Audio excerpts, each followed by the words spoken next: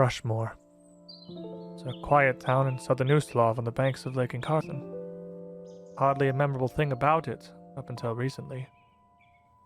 The city's citadel fell silent, the guards all disappeared. Then of course there was that business at the Asylum. The Count's men showed back up. They're an odd bunch, enforcers and performers. Researchers, magical scholars. And the new man with them too. They were sent in there by the Count, though he's disappeared these days too. He abdicated his throne, left his manor atop the hill. Who knows what fate Thrushmoor will face now? But I have a feeling these folk have a steady hand in it.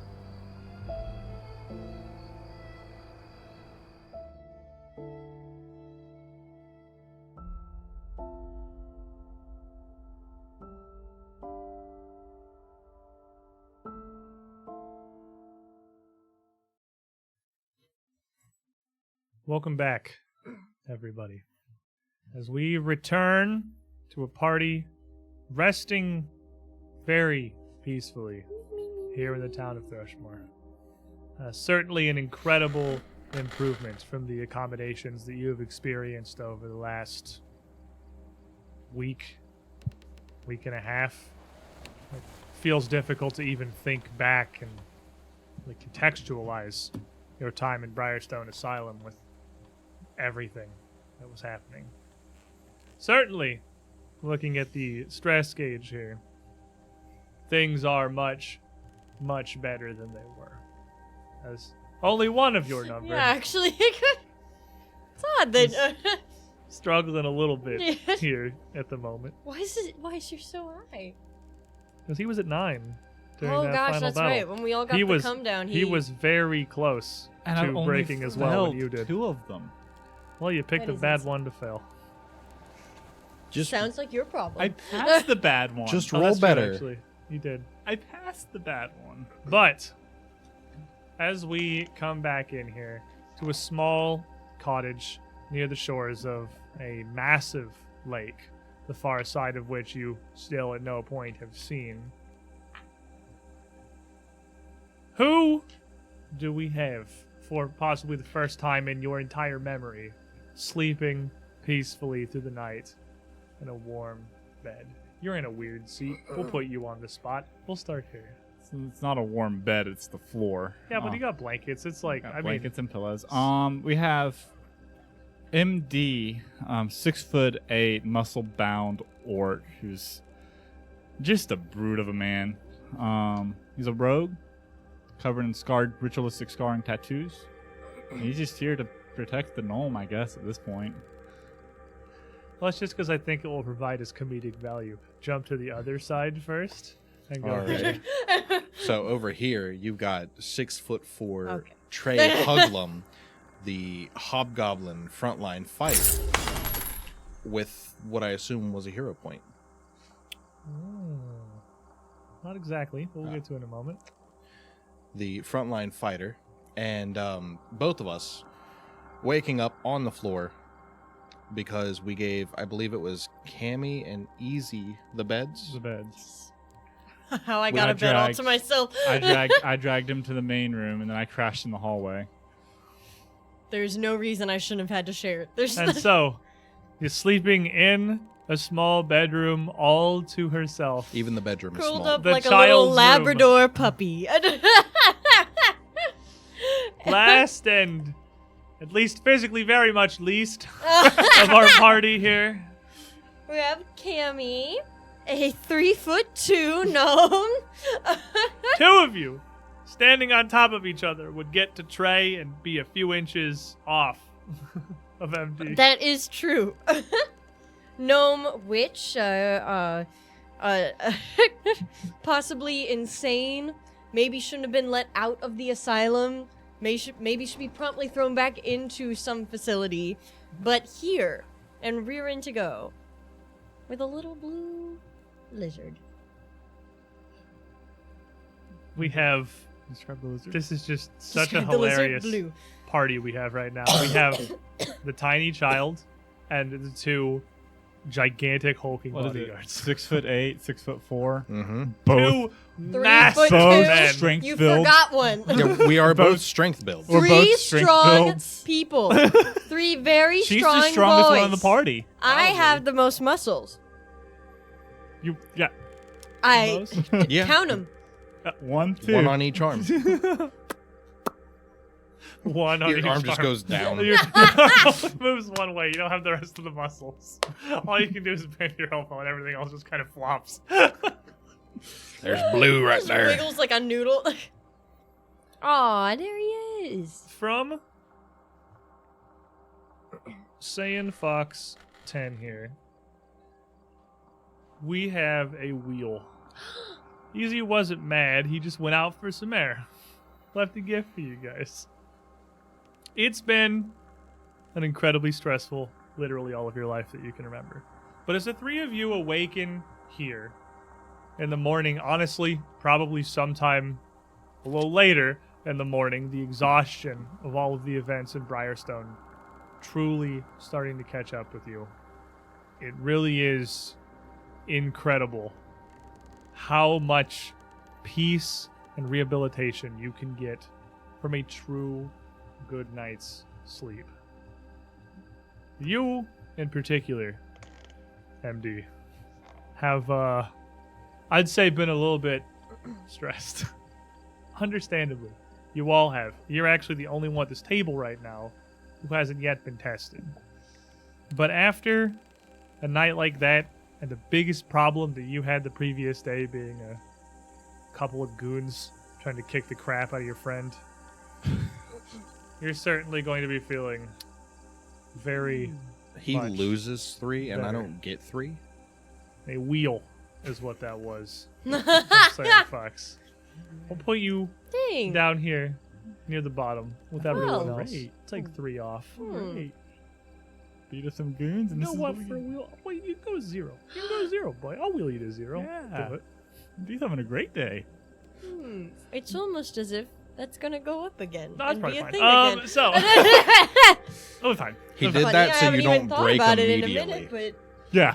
Huh. Yeah. We're gonna The- gain 6 stress immediately. The Oh my- three of you just reverse it. slowly awaken in this new place, comfortable, soft, and warm. What does that look like? How's your morning, friends? It's your first opportunity to not wake up in a hellscape, trapped So within an you- asylum. You know when you wake up in the middle of the night and you Mm-hmm. think you've overslept? That's exactly what M did. As soon as his eyes open, he's up and standing like, And you would immediately notice sunlight streaming in through the windows. It is not sunrise. It's maybe an hour, maybe 2 hours past that by now. just a deep breath from me. Hey Trey, you awake? Just knock on Cammy's door. There is no way I am awake. Cammy is cuddled, surrounded by a fortress of blankets. I'm gonna go check the main room where he's snoring. See if Marius is awake. Hey Marius, you in here? And looking around the room, the cottage that you have is decently well appointed and comfortable, but it's not particularly large. This main chamber may be only the size of this very room, maybe like 15 by 20. And a quick glance around would show nobody but the lumpy shape that is Huglum and blankets kind of piled up where the center of a rug in the middle of the room, you got a couch, like He walked in, found first soft spot. just flopped on the couch. And the blankets I left out for Marius untouched. They would be there. They look all but undisturbed, yeah. Alrighty then. Maybe he's out for a morning walk. And then go knock on Easy's door. Hey Easy, you awake? Similar to Cammy's, absolutely no response at all. He's sleeping. Oh, Oh, he's so sleeping. eepy. He's eepy. Alright, then. Sleepy. That's what they What call do him. I? It's like at this point, it's like, what do I do? Like, He's just standing in the hallway. Like, I I don't know what I to guess do. I'll just go get food. I don't need them for food. That's fair. Yeah. You stride out into the morning light, out into Thrushmoor, in pursuit of a place to find some kind of a breakfast. And you're on one of the little outlying islands of this town. It's right by the docks, right by the shores, right by where there are a lot of various little food stalls and markets where you could find something for yourself. Yeah, get enough for me, get enough to bring back to everyone. Well, what are you getting? What are you looking for? Just like literally the first thing I see that looks good.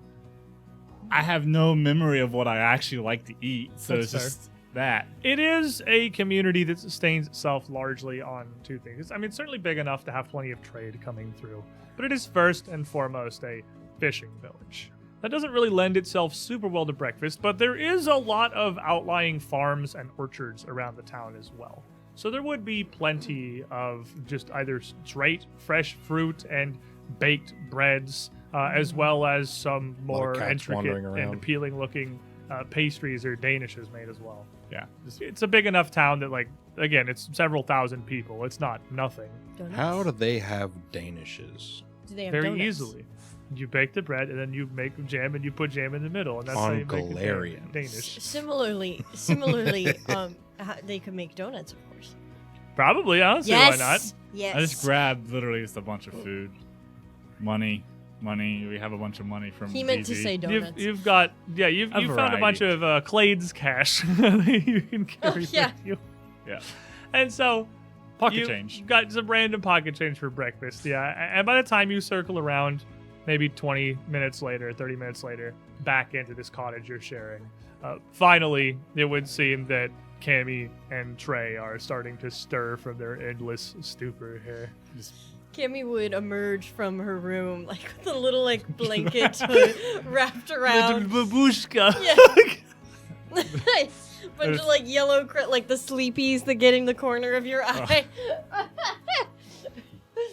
The most uncute thing you can possibly think Okay, yeah, of. not little babushka, just like A the monster? cursed tiny hag. No, it's still a babushka. It's just a red cap in disguise. Just a little crusty. Just shove a Crusty. piece of bread in her face. Nah.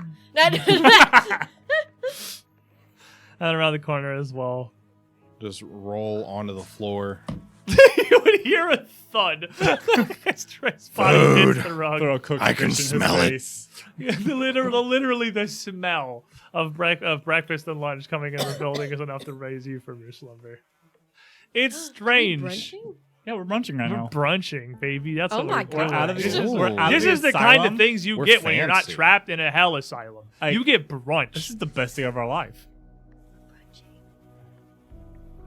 It feels somewhat strange to wake up and not immediately fear for your life or stress about what you're going to have to do or what wing of this maze you're going to have to poke into or what monsters might hide behind it. This is just, I don't immediately put my armor on.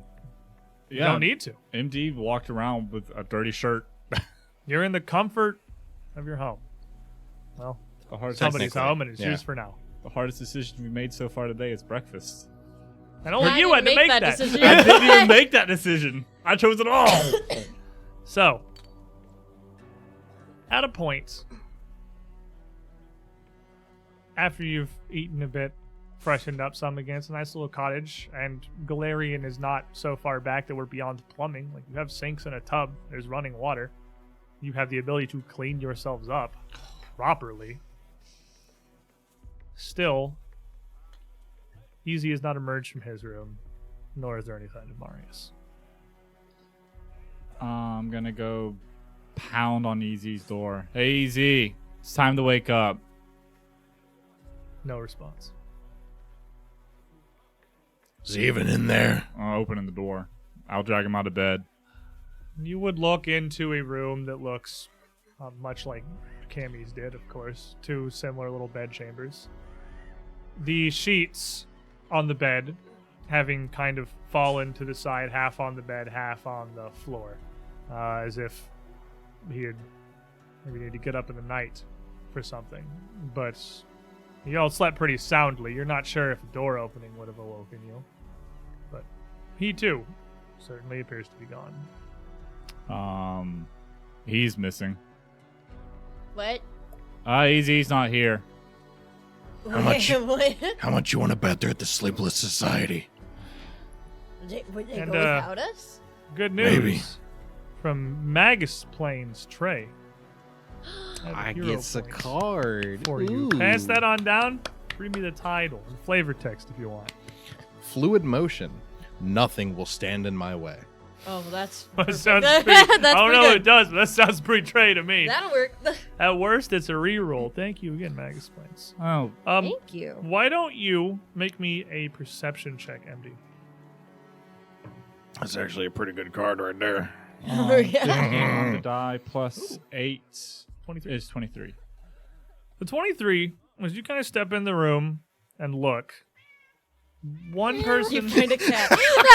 There's a lot of He cats turned in this into a house. cat! Oh my gosh!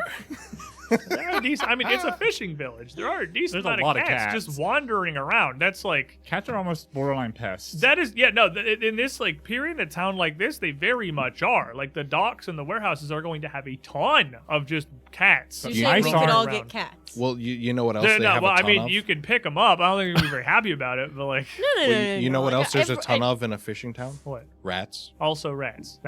We could all get rats. You could absolutely get rats. That's how They'll we get the also cat. be One very rat and happy one about cat it. each. It is definitely a time before we had really, I mean, even in the modern era, we haven't really figured out the pest control thing. Cats. But these, you would, even walking down towards the pier, you would have seen probably a dozen cats in the eaves and the shadows behind buildings wandering around. And you certainly would have seen, almost certainly would have seen more than a couple of rats scampering in the dark holes in places. Hiding or from the hear them cats. scratching around. It's a thing that there is. But you look into this room. One person out for the morning, whatever, you did that. They could very well have woken up and then you would have been missing too. But you went out, you did your thing, you came back quickly. Strikes you as odd. They wouldn't do the same. Two of them, after you've been up for probably at least, well, you haven't cleaned up and everything, an hour if not longer now. You're starting to feel like something might not be right. So you look around the room. You look at the bed. You look at Easy's meager things that he's just got kind of set on some tables and dressers around. His bowless violin on a table near the side of his bed. And you look at the window right next to the bed. It's closed just like you left it, just like all the rest of the windows in the building. But you just notice a set of little scrapes in the paint of the windowsill, like something was shoved underneath it. Can we get one day? I think Easy might have got kidnapped. I'm sorry. Yeah. I mean, he's left all of his stuff here, including his violin. He loves that violin. He would go nowhere without it. And Marius hasn't come back inside at all, for as far as I know. He went out last night when we were bedding down. Notably, Marius, most of his things would be gone. Whereas Kevin's violin and everything are all here. Marius, wherever he is, seems to have taken his bow, his sword, his dagger, his armor. I hope he's not getting himself in trouble. So, Think it was that same group from yesterday. I don't know. I mean, there wasn't even a sound that well. I slept so hard, I thought it was dead. Let's get our things together and we'll poke around. See if we can't figure anything out. I'm just gonna go ahead. I'm already together, so I just grabbed the war razor. let's get dressed. I grabbed the the power of costumes. We could literally have this suit up scene. I love it. Mine's stuck. mine's really far We'll away. pretend you put yours on. 'Cause I'm not- it's all I'm the way not- over there, and it's and he's also not- pretty hard to put on while you're sitting in a chair. It is very hard to put on, but You just gotta get something like this. no, MD actually doesn't even put on the breastplate. Fair enough. He's not super duper concerned just yet. I'm gonna, while they're suiting up, I'm gonna go outside and walk around to that window Anime and take a poke. transformation Is scene. it like dirt on the Yes. outside? It would be fairly soft, loamy soil outside the window. But it's less being able to see something in this situation and more being able to understand and parse what you were seeing. Especially through all the cat prints. There would certainly be like footprints, but I mean the building's pretty close to a footpath, so that's not weird. Yeah. I would need a survival check to understand what you're looking at outside. Oh man, I'm also trained in this. Almost was a 20. It's a 2. Oh, 2 is almost 20. Yeah, that's real close. I saw it hit the 20, then it's a. Then you yeah. get the 19 to the 1 special. Yeah. So it's a 7 total. They're footprints. Oh my god. There's definitely footprints out here, but like you definitely can't tell if that's just people walking by. I mean, surely some of this might have had something to do with what you saw on the windowsill, but you have no idea what you're looking at. My professional opinion, there's people who've walked by this windowsill. After you two, What would we do without you? Not after enough. you two, Cammy and Trey are dressed up, and you come around and you would find MD looking down outside the window contemplatively. Life. Would you Everything. like me? If you two would also like to roll survival checks, you could point and be like, yeah, Together. look all these feet. What'd you do? I am crooked. That's what I. You had Get out a of the way. 12. Yeah, you want to not get run over by the All malachite. right, cool. I lost my. I got a 1. Not a natural 1. I got a 2. And I have a Survival's -1. negative Oh my one. gosh. Wisdom flaw. Hey, It's survival. I got 12 on the die. That's 19. 19. I'll about to I'll figure it out. we lost the one guy who's good at this. Cool, that's true. That is Marius. He's literally a ranger. Trey and MD are both looking at this, seemingly I see getting cat into prints. a slowly more heated argument about the insane conclusions they're drawing from the things that they're seeing before them. So a rat shapeshifted into a man and snuck into the window, right? That's No. what's happening. This is one of those doppelgangers. Doppelganger. I thought Yeah. we killed all those back No, in the we asylum. left one. We left.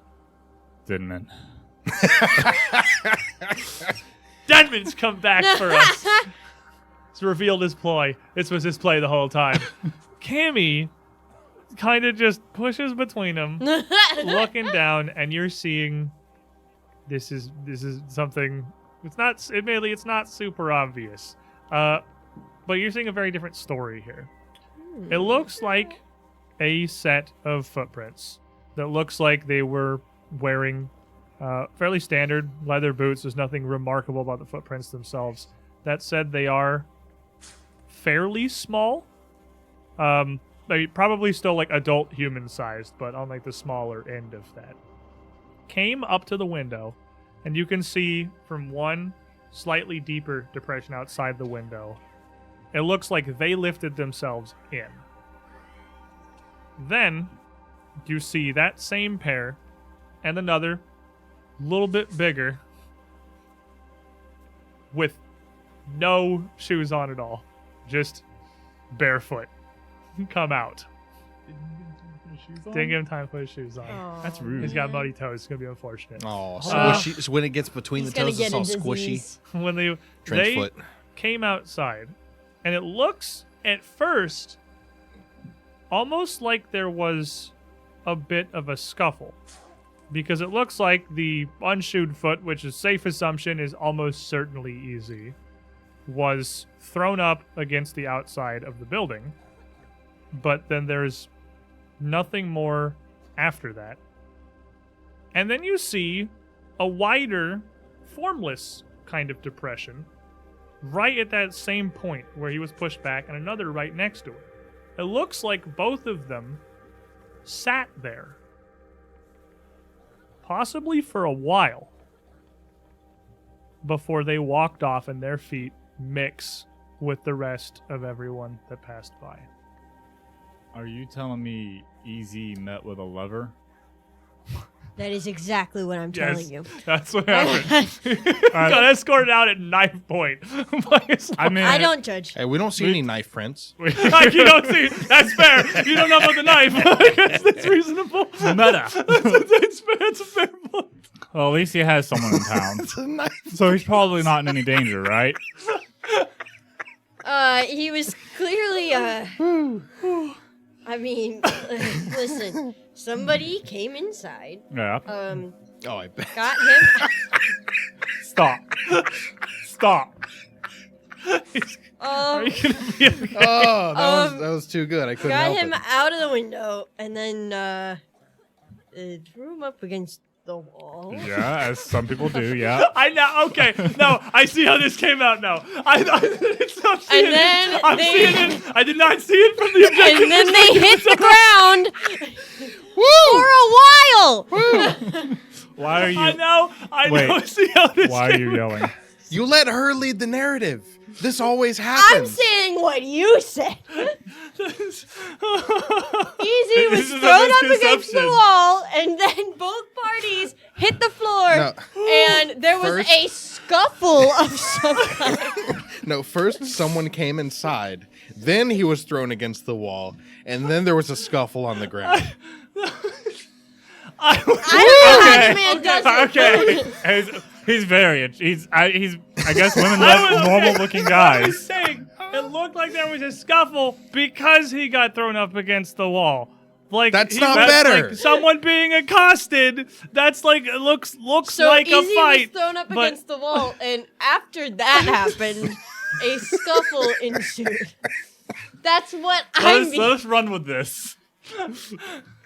Intelligence No, 10. because he was thrown up against the wall, there was Wisdom a 8. scuffle. Intelligence 10. Lord, what happened? Wisdom 10. I think here's my take. I think that he has a wife. And she was super excited to see him again. I guess so. She broke into the window obviously because she was afraid that we had taken him. Because look at I'm in. Well, yeah. Yeah. Did just kind of hide him Or in a cabin. well, and we don't know how he got thrown into the asylum. Maybe she did it. Maybe she's like, "What are you doing out here?" But then their passion. Or yeah, that could be one They're thing. Or still so in love. or maybe he just disappeared overnight when they took him to the asylum and she didn't know. She he thought was he so left her. excited to leave, he didn't even put his shoes on. I know. I just can't believe she didn't come in and say hi. You could have introduced yourself to us. I know. Oh my god. This is Well, you would think So that he's when probably- Easy's wife showed back up, he would be like, "Guys, when wake anyone up." ever gives you, I'm GMing my first game. What advice do you have? And they say the players are not going to take things how you meant it. This is what they're talking about. know what to tell I want you. you to remember So- this scene. so- Okay? exactly what you said to me. So we don't have to worry about him, right? He's probably okay. I guess he's with his wife, a girlfriend, maybe a A fiance. lover. Yeah. Maybe a I mean, he a wouldn't lover. remember if Lover. he had one. That's true. He might remember now. Oh, yeah. He might have With- a kid. He could have a kid. He could have 3. We're building Easy's life out He's right a good- now. You No, guys he are would just be a- writing easy fanfic. Is He what's would be a happening. great dad. 2 penny. 2 penny fanfic. Let's add it to the pile in the library. Easy's a classic girl dad. You know exactly what I'm talking about. It's a He real is. ladies' man. He is. He is. You a saw girl the dad. whole Would be a tavern total cheered girl for dad. him. He'd be great at it. So we don't have to worry about him. Marius, on the other hand, He would- he's missing completely. Yeah, no, and I Yeah. don't know why that. I don't know what's Yeah. up with that. Yeah. So I he's asking don't- about the cemetery to the artist dude. Oh, so he could probably well, go check out the actually, cemetery. then maybe we have some theories, but not necessarily why he didn't come back. Oh no, I know. I think we all understand. I think I might have I think we a can bit all of a kind of- ghoulish idea. we gotta address the elephant in the room. There's no elephant in the room. Not In anymore. fact, we're outside. And So- Blue, you feel little tiny hands on your cheek for a moment, MD, and Blue just kind of shimmers into existence, with one hand wide, and just puts it over your mouth, and just like Grab Blue. Oh, thank you. I'm over here. I can do that now. This is great. I'm gonna get full credit. I'm gonna get like Full credit. full credit, full marks. and he just looks at Cammy. It was a joke. Yes, it was a joke. It was a bad joke. Yes. Okay, hold on. So we're gonna do 2. I always forget which one. So it's 2 for yes and 1 for no. But I don't know what the question was. He told me no. Oh, yeah. Oh, he told you no. Yeah, Well, he- he did it twice. So. No, he did once, and then he did once. Oh no. He said no, and then He I just said it looks was a at you. joke. Yes, see, that's what he did. He said, no. Yeah. We communicate great. Well then, We should probably go look for him. I think we have a good idea where he might He's be. got a house. That's probably where they're at. no, not easy. We're not worried about easy. We're worried about Oh, Marius. okay, Yeah. no, fair enough. Anyone would figure out what Marius actually was. And it he would had be- all his stuff is missing. Yeah, right? yeah. Easy. Most of his stuff, yeah. Just make sure we lock up better than this window is locked. Did we take him off? Is he leaving? I don't Possibly. know. I mean, I hate to say it, he's a little bit of a liability. But we still like him. So He helped us get out of there. if he decides to leave on his own, he decides to leave on his own. There's nothing we can hold him here for. I mean, a lot of us. But I would hope a he lot would of us say could be something. considered like a liability in some fashion. But we're all still like we're a group, so we're not gonna just like we're not gonna like ditch somebody because. Oh, we're not going to ditch him. No. But No, if he we wants to wouldn't do that. leave, Yeah, but if he wants to leave, he's welcome to.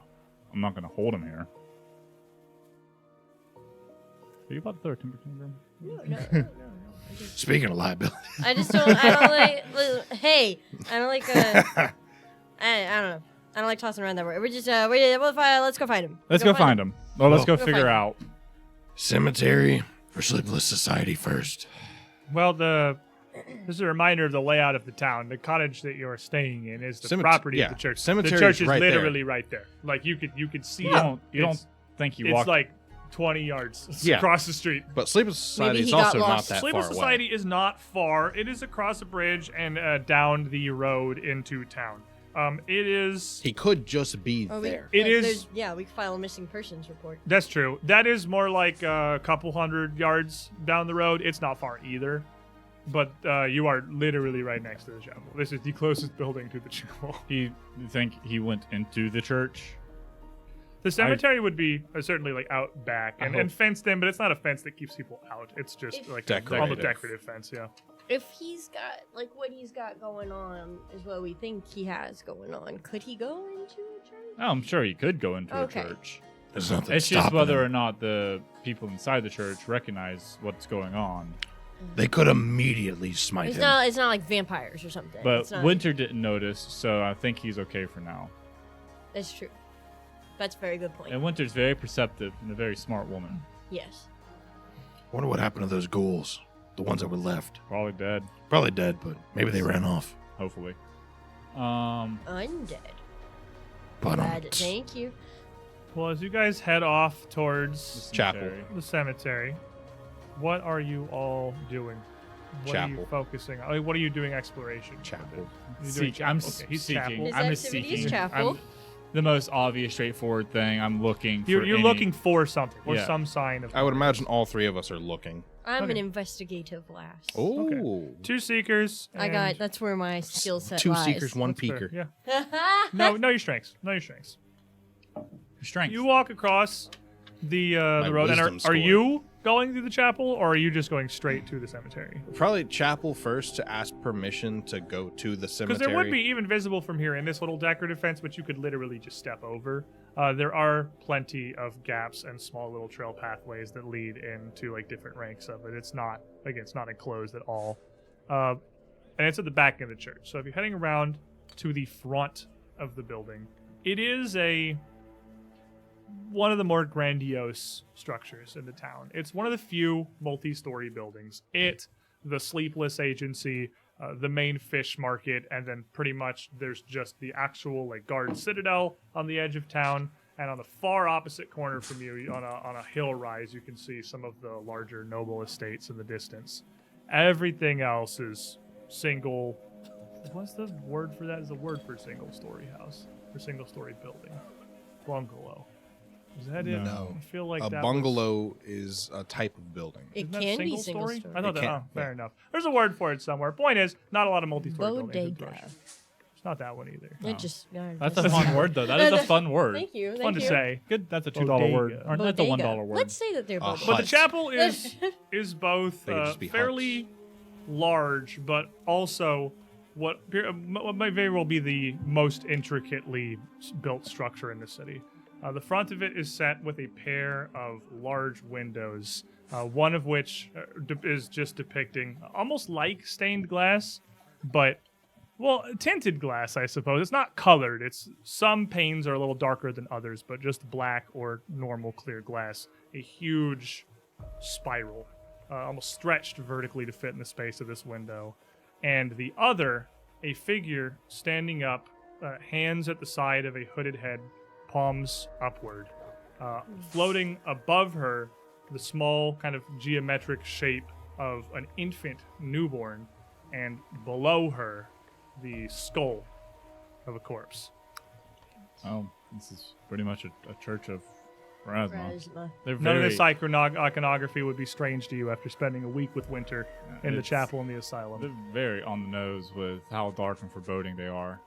And it is kind of Gothic architecture too. A lot of points, a lot of small little spires heading up to this slanted roof above the whole thing. She's the Gothic queen. She is kind of the goth queen, yeah.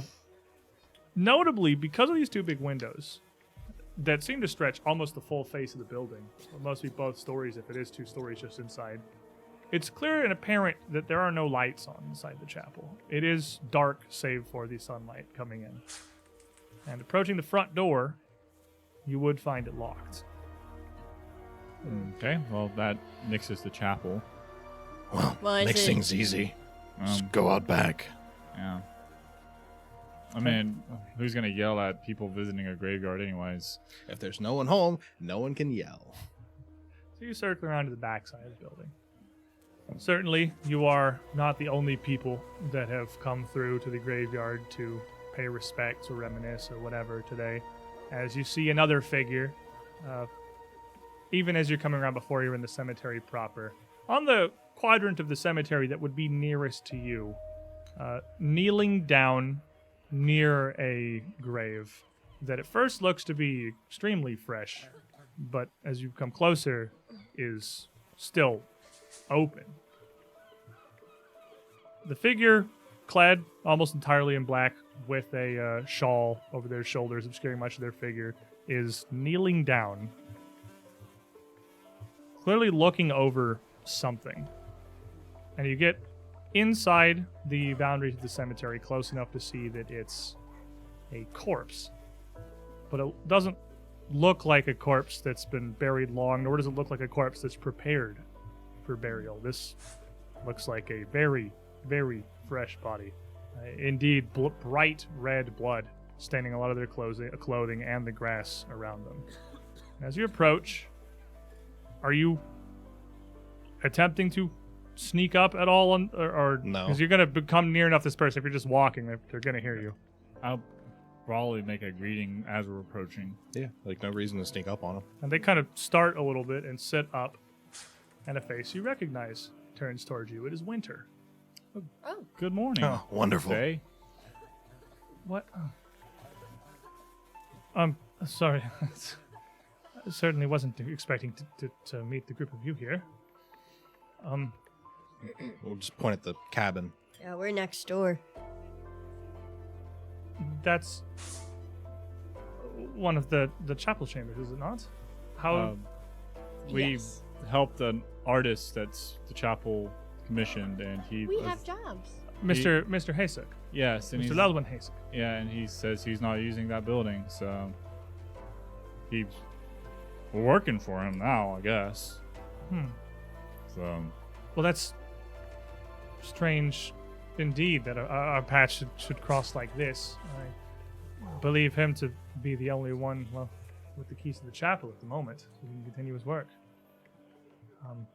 Lady Rance at the Sleepless Agency tells me that the priestess is missing, and there certainly seems to be nobody home, but I don't imagine that's what's brought you here. I think I know what has. And she turns back towards the body on the ground, and she's got a couple of the books you'd recognize as her various holy books and tenets on the ground, a few other items as well. And she picks up what looks like a fairly large, stout sheath, clad on the outside with a lot of metal around it and the wide hilt of a flat dagger sticking out of it. And she turns and holds it out to you. And you would all recognize Marius's clan dagger. take it. Well, I don't know what to make of this. I came upon it this morning hoping to meet Master Hasek here and ask him the state of the church or be allowed inside. But I found this. And I fear whatever creature set upon this man may have found Marius as well. Oh, yeah, yeah. Yeah. And assuming you would have walked over as she's talking to you here, it's very clear what happened to this guy. And He got ghouled on. it's exactly what you think it is. There was a beast. This man has clearly been shredded by what looks like it does in fact look like a beast. Fangs and claws, chunks ripped out of him. did And you? I need all of you to make me a stress check. Oh, gosh. 17. Ooh, 16. 17, 16, 2. I'll be in zeros now, so for a moment. Easy dice don't like me. Back up to 1. Those And- ghouls I told you about. Did you get all of them? I believe so. We went back into the rehabilitation wing where you said we would find them, and there they were. They offered no resistance. I felt like they'd come to terms with what had to be, but we haven't even, I know, of begun to ferry anyone else across from Briarstone Isle yet. That's what I was trying to do. If the priestess is missing, and apparently she was the only one that was overseeing this building for now, and the chapel lay abandoned, what better use would Pharasma see fit than to house those that need shelter? I had hoped to put them here for now, all the refugees from Briarstone. There were 3 of them. One of them was pretty smart. 3. You didn't see a third? We counted 2.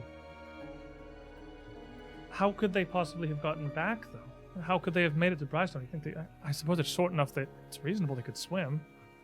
Would have been starving by the time he got here. And this is very possibly one of the first places they would make land. Water's like right there. It's right there. Yes, you were. This is on like the edge of the island. Like this chapel goes out to just almost to the water. The edge. It's not a beach on this island. It kind of drops down to the water, but this cemetery takes up most of that land space. I'm very definitely lying. Obviously, there were 2 ghouls in there. Yeah. Should I I'm roll aware. deception? Or does she just kind of believe us at face value? You can roll it. I'm gonna give you like a pretty easy DC because she is very inclined to believe you. This looks like a very clear-cut scene to her, and everything you've been through, she's pretty. Like I wasn't even gonna ask for it. She's pretty inclined to believe you. I just wanted to make sure, it's very clear. I'm aware. lying. That's all. Yeah. There were 2 ghouls in there. I know. What'd we get there? Does it affect this? Not gonna affect. Okay. it. 17, so 24. You're fine. Yeah. And if it is a ghoul attack, then you might want to perform extra special rites on this one. We saw plenty of people turn. If there's a ghoul loose in Thrushmoor, we don't know if this is his only victim. Well, And we've seen how virulent the ghoul plague can be at Briarstone. A single ghoul left in a settlement can turn the whole thing. well, It's a tide nigh unstoppable. you That can might be where believe me, Marius went. Marius is hunting him down.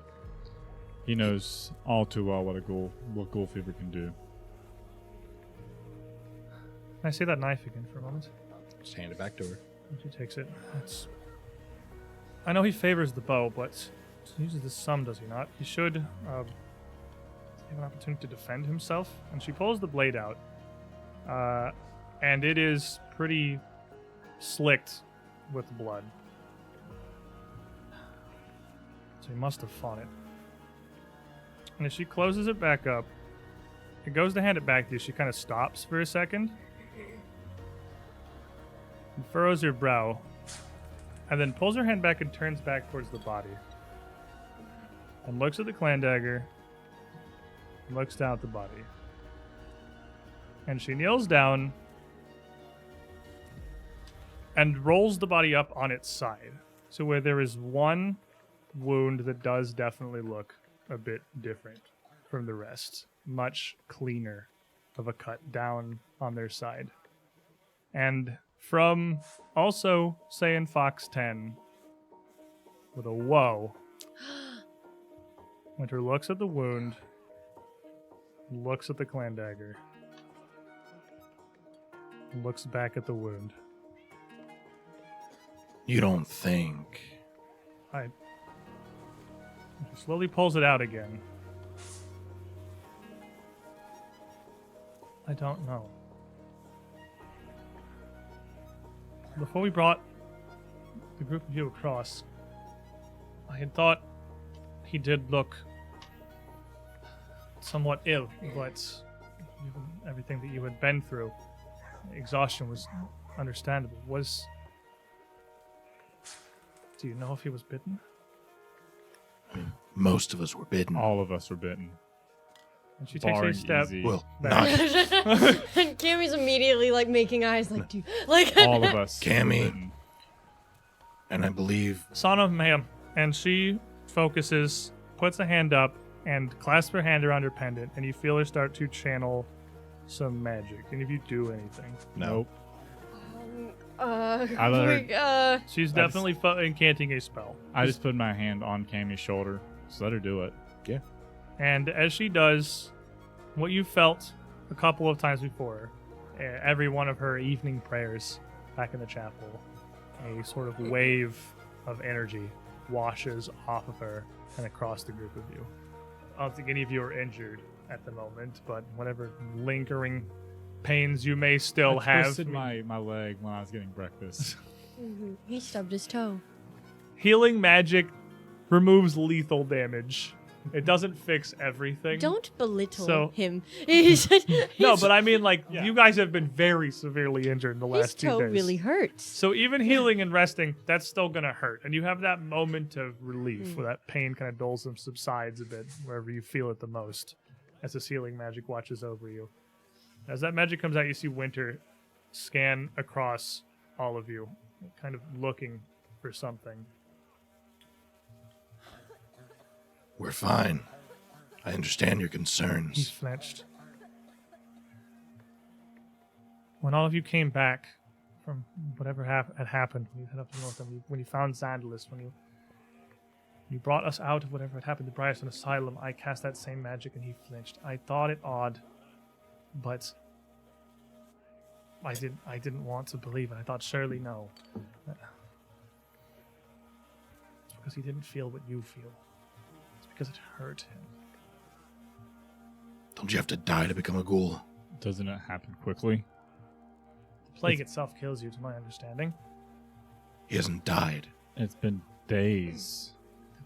It itself is a form of death. It takes men in their sleep between days or when they rest. Sometimes I remember the transformation is even visible. I've heard stories of people being able to watch it happen directly. Well, I don't understand how he could have transformed at all. Listen, you may have seen thoughts that you saw him flinch, but I've been healing him this whole time, and he's fine. I am unfamiliar with your magic. I don't know from what source you pull or how your spellcraft works. Everyone's is some different. But this, and she just sort of gestures down to her pendant, the spiral of Pharasma, the same icons in the front window of the chapel. This is consecrated. It's holy. I am a vessel of the Grey Lady. I channel her will through me. His reaction to this, I should have seen it. And she just clenches it tightly and closes her eyes. I should have known. I should have said something. I shouldn't have dismissed it. I need you all to understand. Marius, however close he was with you, he's not himself anymore. And wherever he is, if you come across him again, if you find him, you must know what must be done. There cannot be a ghoul in Thrushmoor. We cannot go through this again. Not after Briarstone. Not on this scale. Thousands of lives could be at stake. Cammy, if you see him, he is not Marius any longer. He is an evil, cruel thing. And he needs to find peace. Do you understand? Yep. She just sort of looks at Trey and MD. I understand. Same as we dealt with the others.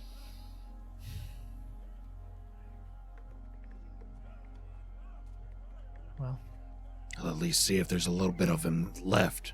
Perhaps he can tell us what happened here. There might be 2 ghouls. Who knows? perhaps, if this is not his first victim.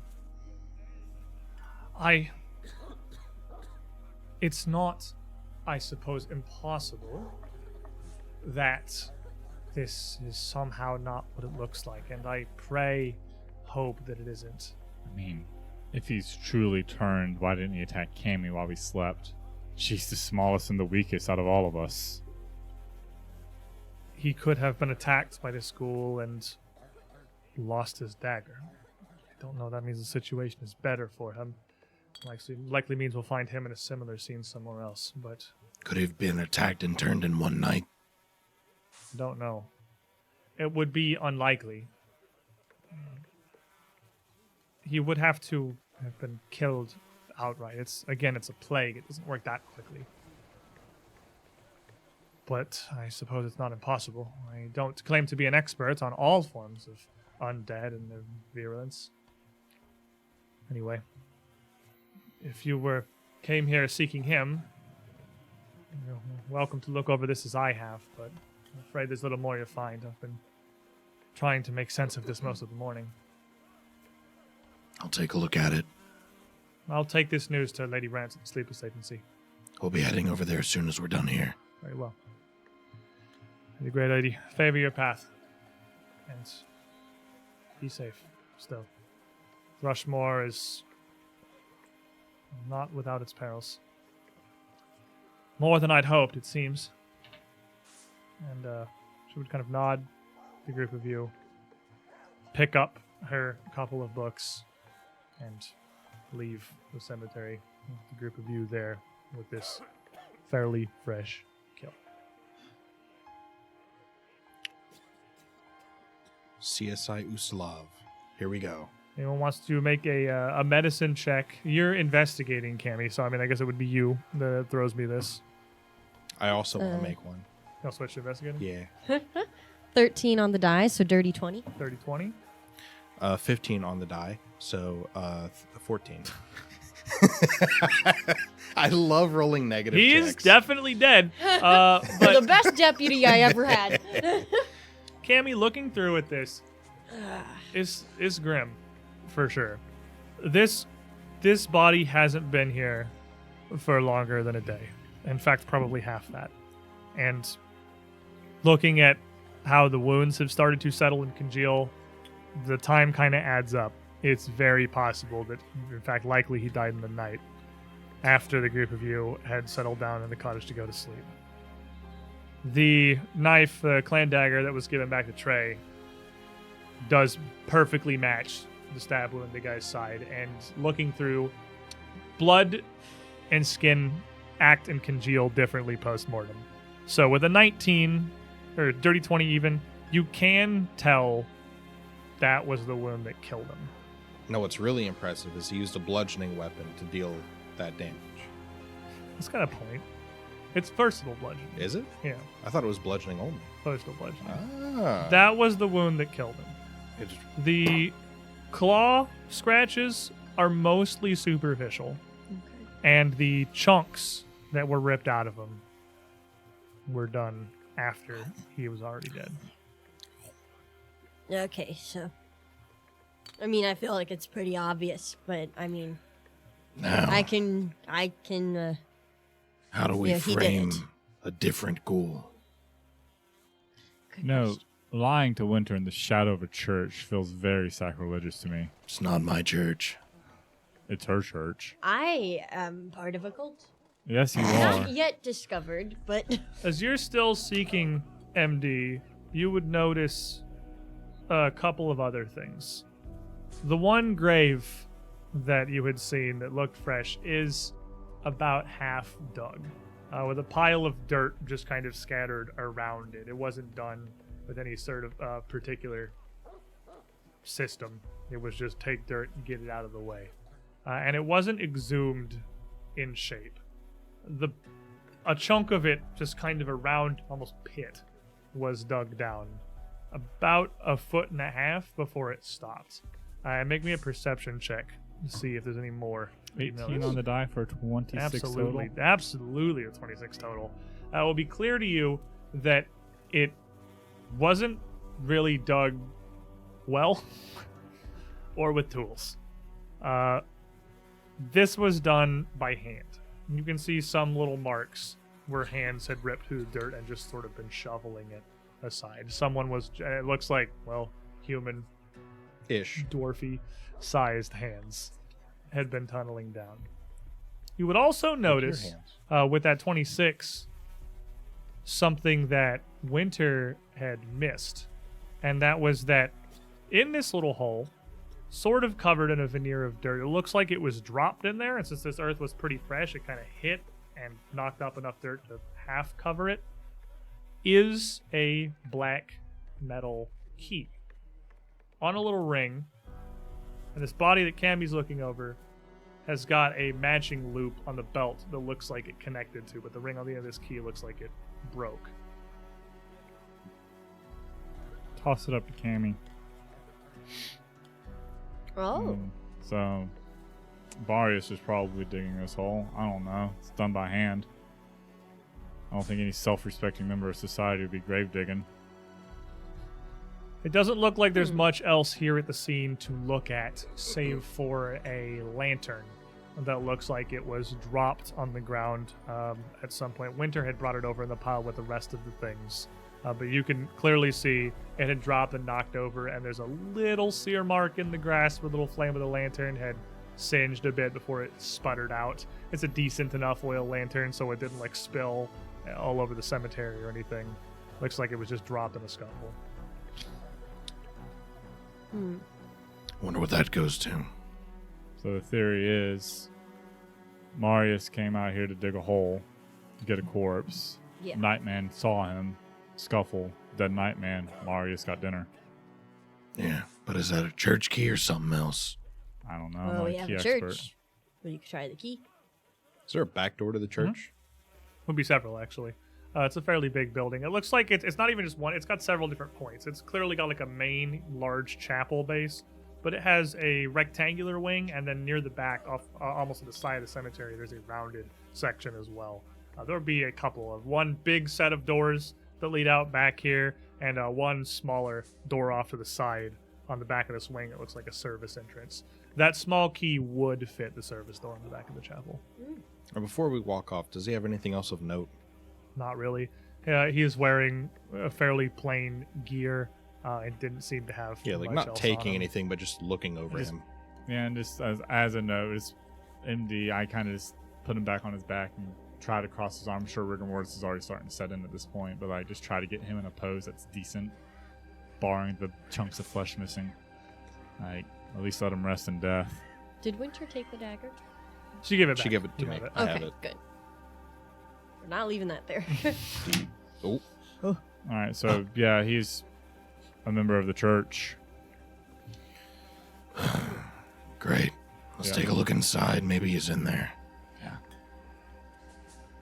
Well, if you go into this service door here, it would lead into what's a kind of a storage janitorial area.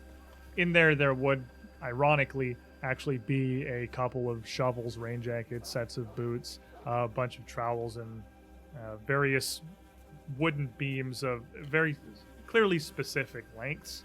A bunch of planks, hammers, and nails, carpentry tools. It is a storage and maintenance section in the back of the church that this door goes straight into. There would also be a small cot and desk in one corner of this. A little bit of it that's kind of sectioned off, not entirely by a bit of a curtain, not looking like it's a permanent residence, but a place that somebody could stay overnight or could rest if needed. Great. Marius, you in here? No response. Can we go deeper into There the are church? doors that would lead deeper into the church, so if you wanted to look through... Yeah. Just quick going through, just Creepy. yelling for It's him. Empty churches are really It's a creepy. big, empty Pharasman church, and it's a fairly large one, too. So, completely dark, save for whatever light you would be bringing with you. 2 of you have got dark vision. Gnomes aren't dark, but you're low light, right? You need Low a lamp. light. Yes. It wouldn't be as bad, I suppose, for you two. But Cammy is playing a horror game here. Creeping through a pitch black Pharasman church with nothing but a lantern or a torch or whatever you have in your hand. You could take some time. It's a fairly large building. It would take you at least like an hour to look through. I don't even need to be thorough. Just going Yeah, no, through you're not the being main super and thorough, but- yelling. Like, Okay, fair I enough. don't need to search everything. So you're just trying to walk through the main areas and just yell for Marius to see if he Yeah. responds. Fair enough. Okay, well, much quicker then. Even still, maybe like 15 or so minutes. Yeah. Because it has this big main sanctuary. There is an infirmary on the side that is this rounded thing. This wing here is both service and also an entire cloister that looks like it's got space for a dozen priests and clergymen to stay and live entirely on site. The main body of the thing, of course, being a massive chapel that is as ornate on the inside as it is the out.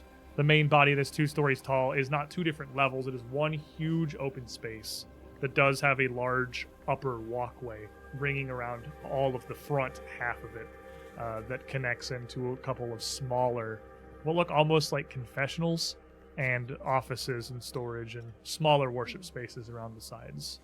It would be absolutely unsettling to walk through, even with the bright light of the morning streaming into the windows outside, as it just looks normal enough to feel so off. Where's the scaffolding?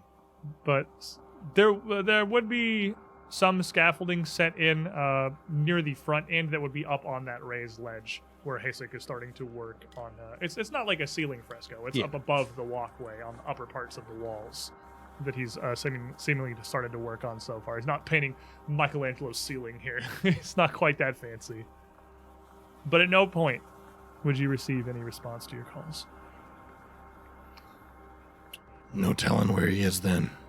So he killed a man and ran away. Looks like it. Great. Cammy, make me, you're investigating still, a society or a religion check. I'm investigating. I just assumed you switched back. You still No, investigating? Okay, you yeah. can do it too. I You just said figured you were doing it some for a math over second here. for that, and then you went back over. Society or religion? Society or religion. Well, I'll tell you, one of those has a modifier. Well, they I've both have a got- modifier. I've got religion for ya. That's Okay. a 19 on the die, 26. Wow, okay. I got Yeah. a 20 total. Dirty 20 and a 26. Both of you would be able to tell that this church clearly is way bigger than it needs to be, especially in the cloister. It's apparent to you that a lot of it has not been used for a very long time. But it looks like about nobody has been in here for a week or two, as there is no signs of people moving through. There's a lot of, you know, from winter, a lot of just daily feasances and piety that is done. And the pulpit hasn't been touched. There is a layer of dust across all of their sermon books and the tables up at the far end of the altar. The altar itself hasn't been tended to in a week, maybe 2. But even before that, what might have been years of this having a very small skeleton staff. All right. Well, I'm creeped out being in this church. Can we leave? Yeah. Winter said that the priest was missing. Nobody's been in here for like weeks. We can worry about that at the Sleepless Society. We should probably really get to the Sleepless Society. Okay. Let's go to the Sleepless Society. We have at least one inquiry. Fair enough. Oh, we have like 3 sitting right here. Who are you? Who are you? Who am I? 3 big questions for our detective friends. Well, it also wouldn't be a I'd bad like to idea to figure out who Easy's wife is. Yeah. At least figure out where his home is. If he has any kids. I can't believe that he hasn't come to find us yet. I know. He would have been happy to introduce us to his wife. Yeah. So that sounds like at least 4 questions then. Yeah. 4 plus, depending on how you want to divide up the easy inquiries. It's a bunch. Oh, I'm sure. It's a folder and then 3 separate questions Fair inside the enough. folder. I'm sure the group of you are absolutely perfectly happy getting out of this chapel as fast as physically possible because it just feels weird, especially with MD, as you would point out in the graveyard, lying about Marius to Winter, literally in the yard of the Pharasman Chapel. I learned I have a little bit of a conscience. You can like feel the eye of God on you in here. It's not like kind of a happy. spirally feeling. Hey, you know what I don't channel my powers from? Oh, God. Pharasma. So, not my problem. The group of you head outside and onto the main road into town. Thrushmoor, during the mornings, is fairly bustling. Again, it's a fishing village, especially on this end of the town where most of the docks and the piers are. There is a lot that has to be done, believe it or not, to manage even just a scant number of fishing ships and warehouses, managing the logistics of not just keeping everything supplied and moving, but also stored, readied for use or readied for shipment, depending on what it is they're doing. It is what employs most of Thrushmoor. So a big chunk of the town's couple thousand people are active on the south end of town where you're coming from during the mornings. That does not mean it's crowded, especially because you're not actually going onto the docks and the piers. And none of the city's docks and piers are particularly large. None of them could really fit, like, a 3-masted trade vessel that's fishing dinghies and small transports exclusively. I'm gonna whip up a child leash for Cammy. You're not going that far. You cross the bridge back to the mainland onto almost like a peninsula that extends out from Thrushmoor towards this bridge, walking up the length of it, and that pretty much heads directly towards this big Sleepless building. It's got both a sign and a large fresco up near its top of the agency's emblem, which is fittingly, but also somewhat uncomfortably, just a huge, unblinking eye We've already dealt with this. This is nothing. sat on the front of this building. Talk to one of those. It's stylized and angular enough. It's not like realistic. It's stylized and angular enough to not look horrifyingly off-putting. It could be way. I look at Trey with it could be way creepier. Put some teeth in the pupil. Yeah, that'll get him. Now, what would be more impressive is if it was a blinking sign. Uh-huh. Impressive or just worse? Well, it's Just sleepless. every Why now would it and blink? then, Oh. it just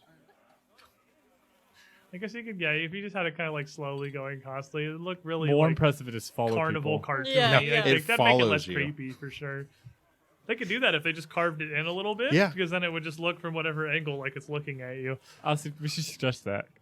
Yeah, we We should. got a suggestion Let's go, box. let's go talk to the lady at the front desk. The group of We got a you comment for her. approach from the front. And while this building is also 2 stories, it's much, much smaller than the chapel. It is almost just as tall as it is wide, seemingly not having been afforded a lot of usable space on the small little kind of grassy knoll that is built atop, raising it up even further among the buildings around it than it otherwise would be.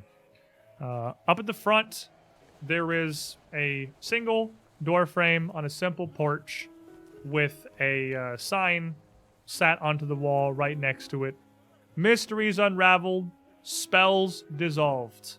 Lost ones found and mysteries solved. Inquire within. Do they have like times said when they're solved open? twice. Will day, 8 to 5. Alright, I'm just gonna see if they're open. Quick knock on the door. Very shortly after, the door would open to reveal a small woman with silver hair and a relatively round face. 2 twin braids just kind of hanging down, framing her face. She looks quite young, regards the fact that her hair is almost stark white, kind of standing sort of at odds with that. This isn't also a gnome, is it? No, it's a human woman. She Okay, just looks like 'cause a younger human You're just woman, describing a gray-haired Cammy. Actually, kind of. Her braids are sort of up front, so it's more of a frame that come around the back, and she is. But otherwise, yeah, it's not super far off, honestly. Oh. She would open the door, and even as she's opening the door, already saying, "Welcome to," and then she'd see the group of you, and her eyes would widen, and she would shut the door. Right. Please. 1 moment, please. You'd hear through the door, Wait a minute. No. and then nothing. I will sit out here all day long and scare off all your customers. Let's You be hear the pol- doorknob turn slowly, and it opens just a little crack at this face, still just kind of standing in there, peeking out at the 3 of you. We brought a smaller you as a peace offering. We're not offering, Cammy. We're here because Winter told us to come by. Priestess Klexa, Winner. you with her? I assume that's her last name. Sure. We call it winner. Why? We have questions. Like a lot Point of at the questions. sign. Are You you have. not open right now? Do you have hours? that Well, we... no, we are open. Why'd you surely, close the door but- in our face? Because That's my it's first you. question. What do you mean? Why? It's you. Who? What could you be possibly coming here for other than to cause trouble, Brick? Hey, we I found just- someone who I knows just you. looked behind me. I know all of you. You know more than we do. Unfortunately, Oh, here's the Hey, joke. what do you mean? Here's the joke. That's Trey. That's Cammy. I'm MD. We have no idea who we are. That's the joke. nonsense. I pull out my patient file and just hand it to her. Slip it to the crack. And she'll take it and closes the door a little bit as she looks down at it. And she doesn't latch it, but closes it. She uses both hands to kind of open the file like Yep. this. Just waiting patiently. It's good weather we're having today, isn't it? That's pretty nice. Yeah, no clouds, no sign of rain. Plenty of The door cats. kind of slides open again. A lot of Here's cats. another one. There's way more cats than I thought there were going to be. That's why you were sent to Briarstone Asylum? You're telling me? Great detective work. She She worth just every penny. holds it back to the door. Thank you. Look, I'll just be honest with you. I don't know if I fully believe this, but the papers do look legitimate. We've got more files if you want to read them. I'll have to ask Lady Rance and see her opinion. I'm not allowing you through the door here without her explicit permission, so please give me a moment to rouse her. You want to take my file with you? And she shuts the door. She's a peach, huh? We have like a game we can play. Do we pick up cards We'll anywhere? play rock, paper, scissors. We could pick up Cammy and toss her back and forth. That I sounds don't like that fun. game. Pick I up like that Carrie. game. Just pick Let's up Carrie. circle back to rock, paper, scissors. After what feels like a very long Play Game a of tic-tac-toe in the rock, dirt. paper, Rock, scissors. paper, scissors. game of rock paper scissors. We're playing of tic tac minutes. toe on the doorstep in the dirt. All right. Rock, paper, scissors. Ah, game's Whoa, over. what happened? What happened? Our minds are that synced. Three-way. Oh my gosh! The prophecy has come true. Game's over before it even began. It's a foretelling the party will self-destruct. We're Oh my willing God. to frame someone else to protect the ghoul teammate. I think this party will self-destruct eventually. The door opens again, I fully agree with you. and you see, as she looks out, her eyes keep kind of glancing towards MD, specifically. Sitting on the ground And playing rock, paper, she scissors. Yeah. Are you sitting on the ground? Yeah, I'm sitting. I'm full. Shows the door, looks down at the group of you. Let's go. Okay. Again. They swapped. I stayed the same. Oh my god! Well, Lady Rance is curious enough to have agreed to see you. Please, I'm taking you at your word. Don't cause any trouble. She's looking very pointedly at Brick when she says that. What kind of trouble we're talking about? I don't know. Breaking stuff. Any. Hurting people. And she just sort of winces at that. Okay, steps back. I've hurt people in the past. I think he was Oh, fishing he's for very information. nice. Yeah. Steps back and opens the door. Come inside then. Thank you. Just walk on in. Duck to the door. Is that initiative? There's 16 dudes in here. just Fuck, there's waiting. just a dude with a shotgun just waiting. As you walk into the Sleepless Agency, a place that's, well, got some people at least a little familiar with some, if not all of you, we may get more answers than we were hoping for in here. But first, we're going to take our midstream break. We're going to stand up, stretch our legs, get some drinks, and spend a couple of minutes readying ourselves for what unknown things are to come. We've had the wheel and the woe coming through so far today. Thank you, Saiyan Fox 10, for both of those, and now that's a problem for future Marius to deal with. But when we come back, we've got something very interesting right in front of us. Don't go too far, everybody. BRB.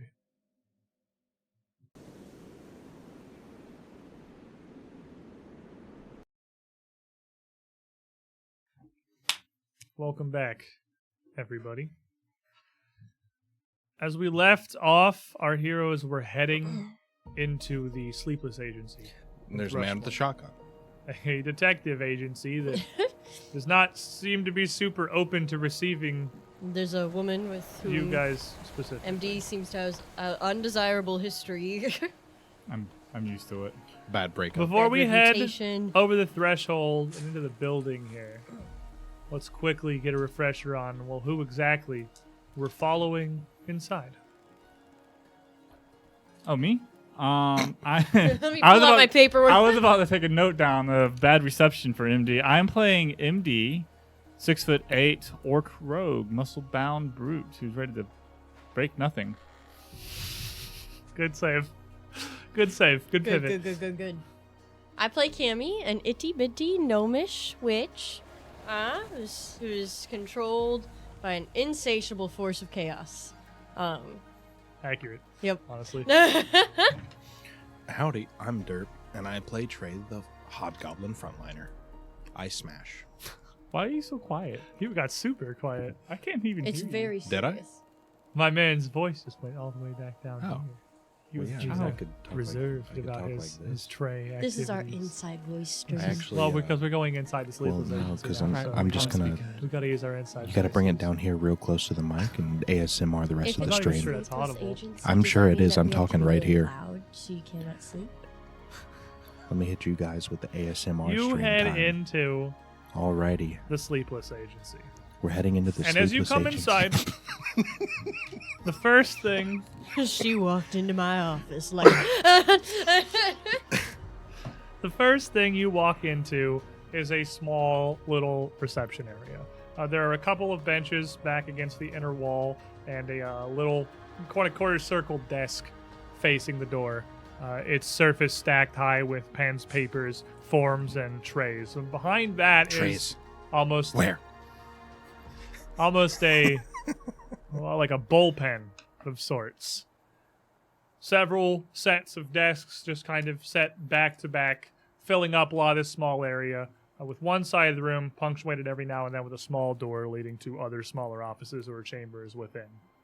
It's space for what looks like maybe 8-10 different workers to be sat at their desks working on various projects and pretty close quarters with each other. But at the moment, as you come in, you only see 3 figures. The woman who is leading you inside, One man sat at a desk just sort of near the middle of the bullpen by himself, leaning over, sort of half-circle glasses perched on his nose, looking down, copying or translating something. And another woman who is coming towards you on her way out towards the door. And all three of these figures look massively different from each other. This younger silver-haired woman, almost childlike, round face, these two braids down her face. The man sitting in his desk is wearing what looks almost like a costume, like a garish white shirt with that sort of frilled, poofed collar that comes up around, not all the way up around the back, but just up around the front, pleated all the way down, with even in the somewhat subtle light of the lanterns in the room here, you can see the glint of these studded cufflinks he has on, looking like he belongs in a completely different dimension. And the woman walking towards you, nearly as tall as Trey, a half-elf with pointed ears going almost straight out to the sides like a goblin or a hobgoblin, and very deep tanned skin. Her face punctuated with a litany of piercings across one of her eyebrows, her nose, across her lips, both ears, and bright, visible, like purple eyeshadow that wings out along her face and matching lipstick. She is extremely visible, kitted up with a fairly heavy leather armor and at least 3 different blades strapped across her body in different places, a pack slung across her shoulder, and she walks by, looks across the group of you, raises an eyebrow, and just looks down at the girl escorting all of you in here. Best of luck with that. And just heads straight out the door as the group of you come in. Best of luck with that. Very cool. Best of luck with that. Don't... Cammy, best behavior. Do you... She stops and kind of turns around right at the edge of the bullpen here, still at the end of this reception area. So... You really don't... You don't remember anything? Why? You made up new names for yourselves? Why would we lie? A huge variety of reasons. Why would I even start? Well, at the top of the list, what's number 1? I'll let Lady Rance explain it, I suppose. If you speak true, she'll know. Sorry. Why am I apologizing? Come on. And You seem like a nice girl. she sort of shuffles and turns around. You can tell she's more Confused. afraid's not really the right word. Definitely confused and very on edge. Like she's worried would be a good one. She's not like outright afraid, but she is very skittish around the group of you. She leads you Hey, if they paid their taxes, they wouldn't be afraid of you. across the bullpen to a stairwell at the back of the room that leads up to an upper hallway connecting a couple of offices. One of the doors has a brass plate set outside it. Lady Lady Rance, private eye for hire. And she walks up and knocks briefly on the door, not waiting for a response before just kind of opening it and then gesturing for the group of you to head inside. All right, Go we're on in. inside. It's a comfortable enough office, a large desk with a rug on the floor and 2 seats on 1 seat behind the desk, 2 in front of it, and another couple across the wall. One of you could just grab and bring over. Sat behind the desk is a very severe-looking woman with a purple jacket, big old frown across her face, and her black hair kind of Isn't brought up into a spiraling sort of bun up on the side of her head underneath a fancy but fairly simple hat. She leans back in her chair, looking at the group of you as you come in. Thank you very much, Meg. I'll take it from here. Close the door, would you?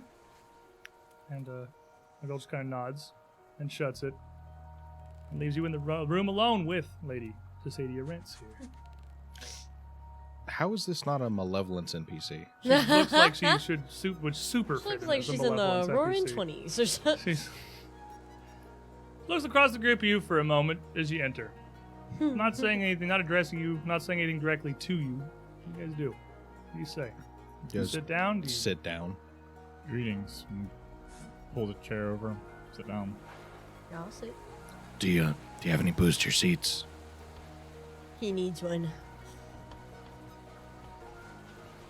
So Miss Meg tells me the group of you have come in here claiming you don't have any memory of anything that's happened before. Well, I don't know quite how long, but she says you've made up separate names for yourselves even. Got a Complete week. amnesia. Said she took a peek at one of your files. Hand her mine. Yep.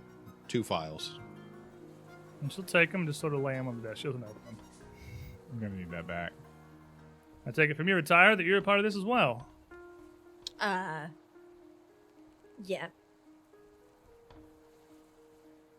Fair enough? Alright, I will admit I find myself in a bit of an odd situation here. We find out with a group of you. You caused me a lot of trouble in the past, and though you may not remember it if that's true, it's certainly a bit strange to me at the first time things start to go a little south on your river, you come straight to me looking for help. We got told by Winter to come talk to you.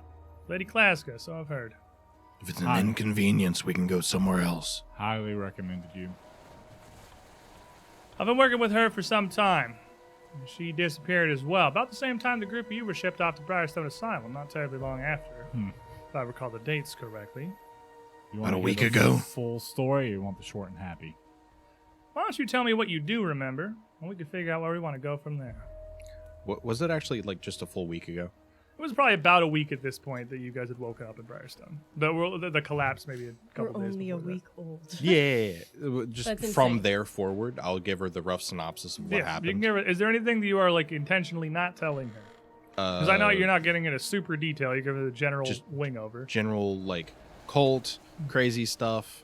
We're People here now. transforming, yeah, nightmares. We found our names. Like, We have nothing super detailed about anything, just the short story what happened. And she listens to all of this over however long you tell it. Probably like a 10-minute story. Kind of relatively emotionless, just sort of watching, looking over the grip of your faces at times, and just taking it in. Well. Strangely enough, your story seems to coincide pretty well with what Miss Klaska's told me. And the yellow. You got the yellow on your pipe armor. I see you've even gone through the effort of bringing in that pipe suit you made for yourself. I ain't got nothing better to wear right now. It's about as good a protection as it is a prop for your story. But I suppose I've got no direct reason not to believe it. As he's telling this story, and you're talking to Rance here, her face is pretty difficult to read. You're not entirely sure where she's at, but it's quite clear. Obviously, she doesn't seem to think very fondly of the group of you. Cammy, what is your perception modifier? It's a +7. +7? Mm-hmm. She's Perception, you said? trying to read perception, yeah. Mm-hmm. She is trying to read Trey as you were kind of trying to get a grip on her. You are sort of stuck in a pretty small room, the three of you alone, in a building that you don't know with a bunch of people that you don't know. And the longer you sit here, the antsier you start to get. But as Trey talks and as she listens, at the end of his story, regardless of her demeanor, you feel like she's probably clearly got her reasons for treating you the way that she does, but you don't feel like she means you any harm. Oh. Not She's got a immediately. gun under the table Anyway, pointed right Cammy's at a little Cammy. paranoid. Just a little. You hear something drop back into my pocket, you know? You do definitely feel like regardless of what happens here, you're not going to get her to trust you. And you, in the same token, probably shouldn't trust her. You don't feel like she has any immediate, Okay.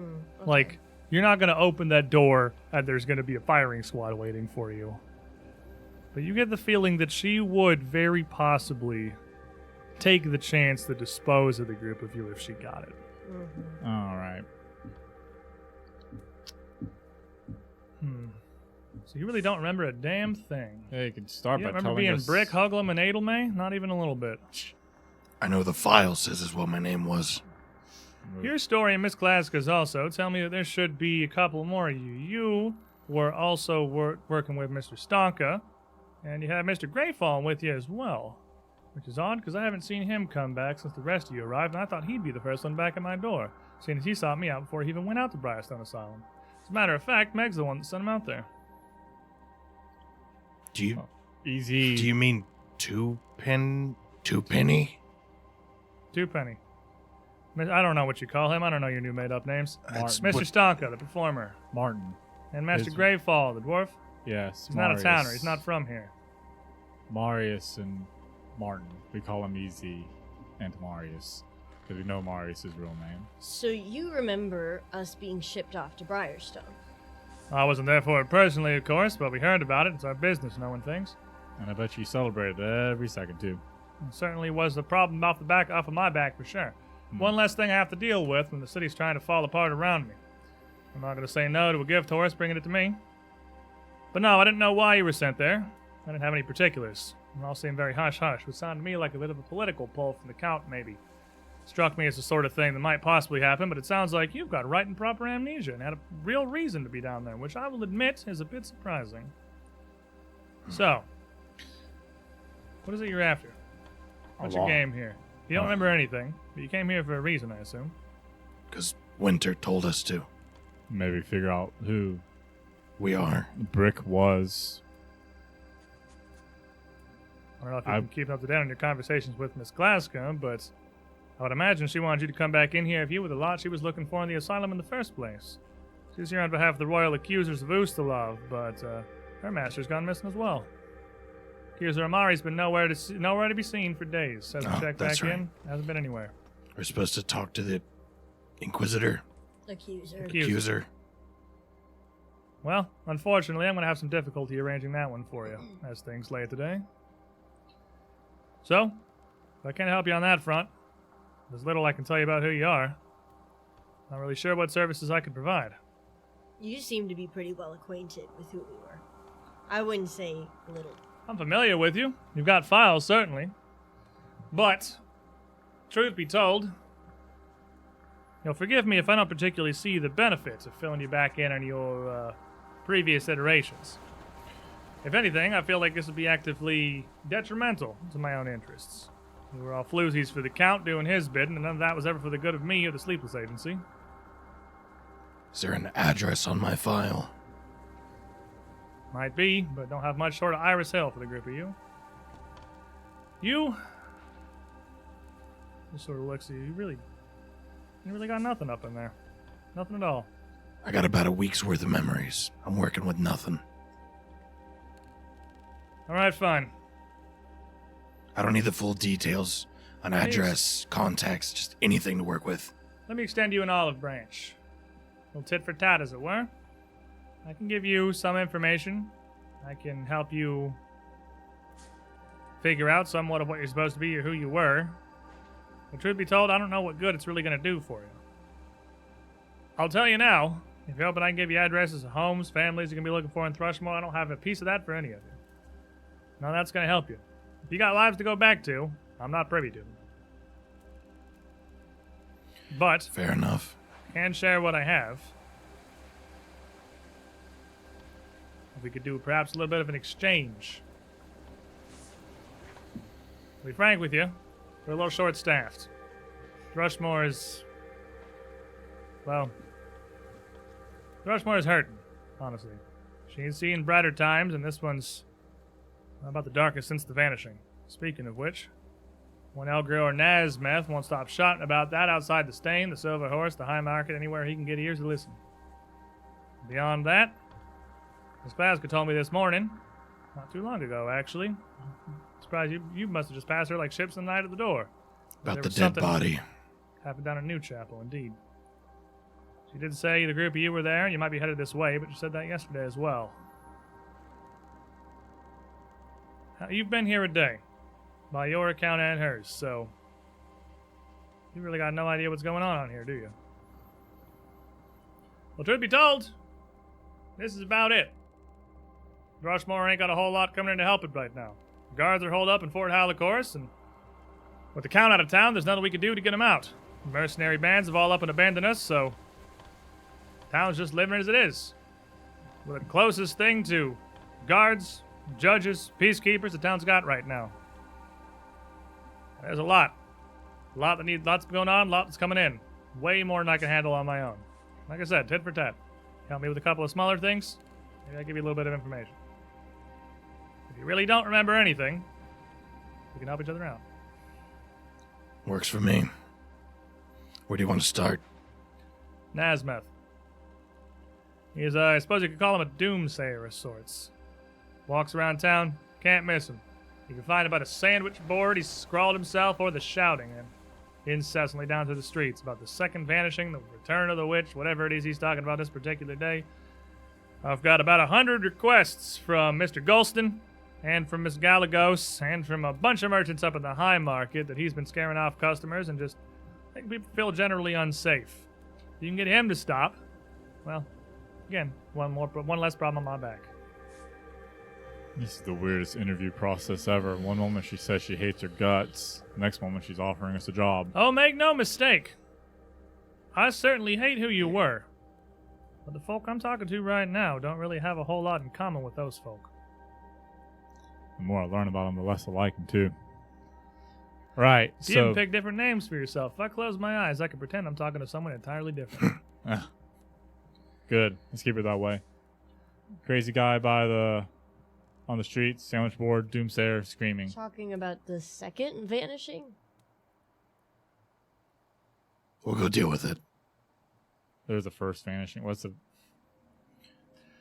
This is, I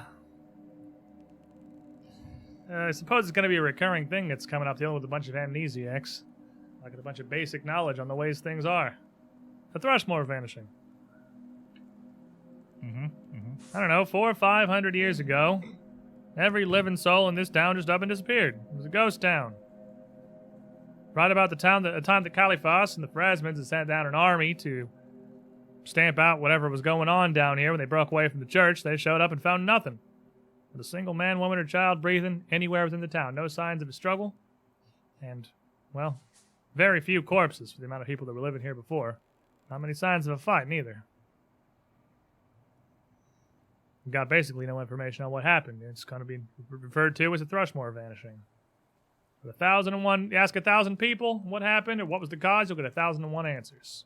Well, the only common thread coming through the middle of that is something about the Briarstone Witch. Now, Nazmet's walking around town shouting about her coming back. So, there's a question. Just humor me here. If everyone in town disappeared 500, 600 years ago, why would people come back and settle this town again? The buildings are still here. Coin's as good as any other, and the roof over your head still keeps you warm. It's much easier to move into a town that's still fully intact than it is to build a new one. The buildings were undamaged, the homes are fine, the piers are still here. It's perfectly serviceable, and sure, it was abandoned for some time. Look, I'm not a historian, I don't know the specifics, but time passes, people forget. We move on. Eventually, people came back, resettled it, cleaned off the dust, and here's Thrushmoor as you know it today. Okay. Doomsayer, Witch is coming back. Any more questions? Nah. We'll go take care of it. Shouldn't take too long. Much of a thinker. Now, I would apologize for the reception you've received here. Based on the fact that it's clear as day to me that you're not lying. You don't know a lick of what you were before. But I'm not gonna, because the people that showed up my door sure and all the hells deserved it. At least you look exactly like the people that did. I can't I haven't forgotten. You may have, but I haven't. And I'll tell you, with everything you've been up to working for the Count, there's plenty here in town that won't have either. We already met some. All right, then. No apologies. And None needed. None needed. Different people. Different times. What names did you say you were calling yourselves again? MD. MD, Trey. Trey, and Cammy. Well, then I guess you deserve at least a formal introduction from me, then. Probably saw it on the door, but Lady Rance. Hopefully soon to be at your service. Head of the Sleepless Agency. All the branches, not just the one here in Thrushmoor. If there's something needs solved or need finding, we got the manpower, and we can find the time here in Thrushmoor with everything that's been going on now. We'll get it solved. Now, you help me out with my doomsayer problem. I'll get you a little bit of a head start on, well, almost the opposite of a head start, I suppose. Moving backwards into who we were. If the group of you can at least promise me that's not who you're going to turn back into, I'm not going to have a hand in putting that mess back together. Feel like that's a completely different person. I wouldn't just revert. You sound like it. Y'all do. Well, should be easy. Shouldn't take you too long. I don't quite care how you do it, but don't kill the man, obviously. Hopefully that goes without saying. If it were anyone but you, I wouldn't bother. And she looks very pointedly at Brick I kind of when laughed. she says that. Sorry, that was just kind of a funny statement. Not gonna hurt him. All right. We got enough problems these days. Don't need any more murderers in the streets. Oh. And thank you, I suppose, then, for handling that little scuffle yesterday the same way. Not many people, a bunch of cloaked men come at him with a knife, wouldn't draw their own, but you can strike a single one of them down. No need. Not a Wow. drop of blood in the streets that wasn't yours, from what I hear. A second longer than it might have been. If they'd kept coming, I wouldn't have had a choice. Well, you are certainly different people. I Sort of gestures towards the door. I'll be back soon. stand up and walk out without saying a word of goodbye. Mm-hmm. Head out of the office, and you know your way back to the door. You make way back downstairs, you see apparently Meg sitting at that front desk working on some things. The guy still at his desk, still transcribing whatever it is he's transcribing. He doesn't even look at you. Meg glances, worried, and quickly, hurriedly pulls herself back to just Nod my head sort at of her. shuffling Eye papers contact around and on just her do a desk. little salute. Cammy, be nice. Something tells me that previous us, all the three people from the other night would be dead, possibly with bullet holes. Why? Who has a gun? No one has a gun. No one, no. We had a gun. Because we were crazy. Yes, back when we were crazy. Yeah. And you head back out the front door. Completely. And you open the front door, much as Miss Rance was saying, they're pretty busy. You literally open the front door to a woman going to raise her hands to knock, who's just kind of spook her, a little startled as you open the door. She's like, "Whoa, I wasn't expecting that." But she is a very striking figure that looks pretty pretty different from the mostly dock workers and fishermen here in Thrushmoor. A woman who's got very short, smooth black hair, kind of pulled up partially into a teardrop ferronniere, I think is how you say it, which is like a Whoa. very kind of intricate, silvery, almost like just like a headband with a like a teardrop Like a gemstone. circlet. Oh, just Yeah. like a circlet Yeah. kind of set into the Set that. front of it. And she starts, And a There's cat. other as cats. always, cats is Thrushmoor. She starts. Oh, Good day. Edelme. And she looks down directly at you. What? Well, I certainly hadn't expected to run into you here. How have you been? Good. We're doing quite well, thank you. And she just sort of nods quickly to each of the two of you and looks back down, big smile on her face, towards Cammy here. And it's been some time. It feels like you just up and disappeared. Yeah. Feels like forever. Oh, it's been Oh, feel like- I see what you meant about the Oh, circle I in the see, I hair. see. yeah. I don't know if I said the word right because it's a I ridiculous. have no clue, but I know what surely you mean French now. word. Yeah, that thing. It's in the art that's on her head. There you go. And she sort of smiles and nods down. We should catch up on things. yeah, we should do. What No. have you been up to? 2 folded leaves this evening. Maybe 3 hours past noon. Yes, I can do that. Wonderful. Well, Calendar is overwhelmingly. Sorry, Melisande Cororo. Pleasure to make the two of your acquaintances. A pleasure to meet you. But Hazel and I would love to just sit and chat for a bit. It's been a while. I've missed you. I'm glad you're back in town, or about, or well. I'm not even sure, honestly. Oh, Glad to know she has friends. out from yeah. Well, I'm sure there will be plenty of time to catch up later. Okay. We've just been given some urgent business to take care of. Oh, of course, and I I apologize. I don't mean to hold the group of you. Well, I'll see you later this afternoon. Then I look forward to it. Yeah, and I'll see you then. I'm sure we have a lot to catch up on. Best of luck to you two, and pleasant afternoon to you as well. Pleasant day.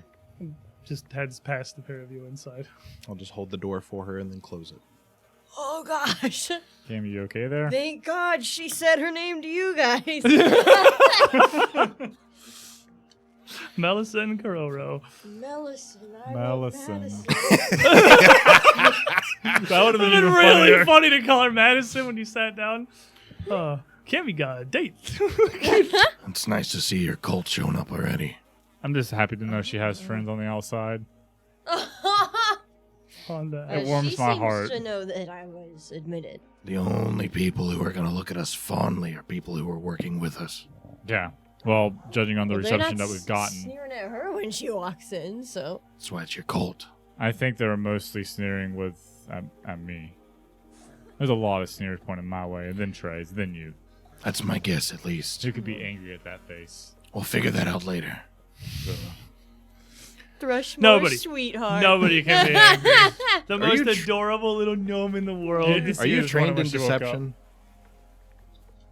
What? What'd you say? Yes. they didn't say when she woke up this morning. Okay, Yes. because this is going to I be remember real 'cause fun I for took you. that when I leveled up. I think right after I got my file. Yeah, because this is going to be a real fun She went on the conversation real for you quick. if you're not trained in deception. All right, It's then. not. I'm still not awesome at it. Crazy man yelling. That's better than a -1. Crazy man yelling. That isn't one of us. You were given different Sandwich board crazy time. man yelling. I love a good old doomsayer. You were given a couple of different possible directions throughout town, but you're not really familiar with town. None of you asked where any of those places were, but you probably recognize one of the names, Golston, as the proprietor of the Stain, so you could certainly head that way first, back across town, and Then get directions from him. yeah. And beyond that, surely it's not. If this man is as visible and obvious as it sounds like he is, he shouldn't be that hard to track down. Also, we need to figure out where her date's located. Oh, yeah, the two-folded leaves. The two-folded leaves. Two-handed. Two-handed leaf. leaves. Two-handed leaf. Correctly. All right, then. Excellent. Good work. Well, I'm not even going to make any of you roll diplomacy to just kind of like find your way through town to some of the biggest and most obvious locations there are. The Silver Wagon, Good. the Stain, and High Mart, as well as Two-Folded Leaves, are all pretty like Great at Prominent. fairly renowned, prominent businesses. None of them are difficult to locate. Where is it you guys are headed first? From the Sleepless Building, you are close to, like, obviously the land kind of rises up from the shore of the lake. Up where it starts to rise, just to the north of you, almost like just on the other side of Sleepless Building, is up where the High Mart is. That'll be the closest. The Stain is all the way at the far lake. It's the most western building in all of town. So you're kind of in the center at the Sleepless Building here. And the Silver Wagon is kind of between the two, sort of northwest. If you're going around just like place by place, Two-Folded Leaves, for what it's worth, is also kind of like west-ish, but you're not going to need that till later. It's probably only like 11 a.m. at this point, maybe. Closest outfit. is Close to easiest. noon. Closest is the easiest. You head up the road, making your way There's around your sandwich man. Get him. towards the High Mart. And there's a couple of notable places that you walk past.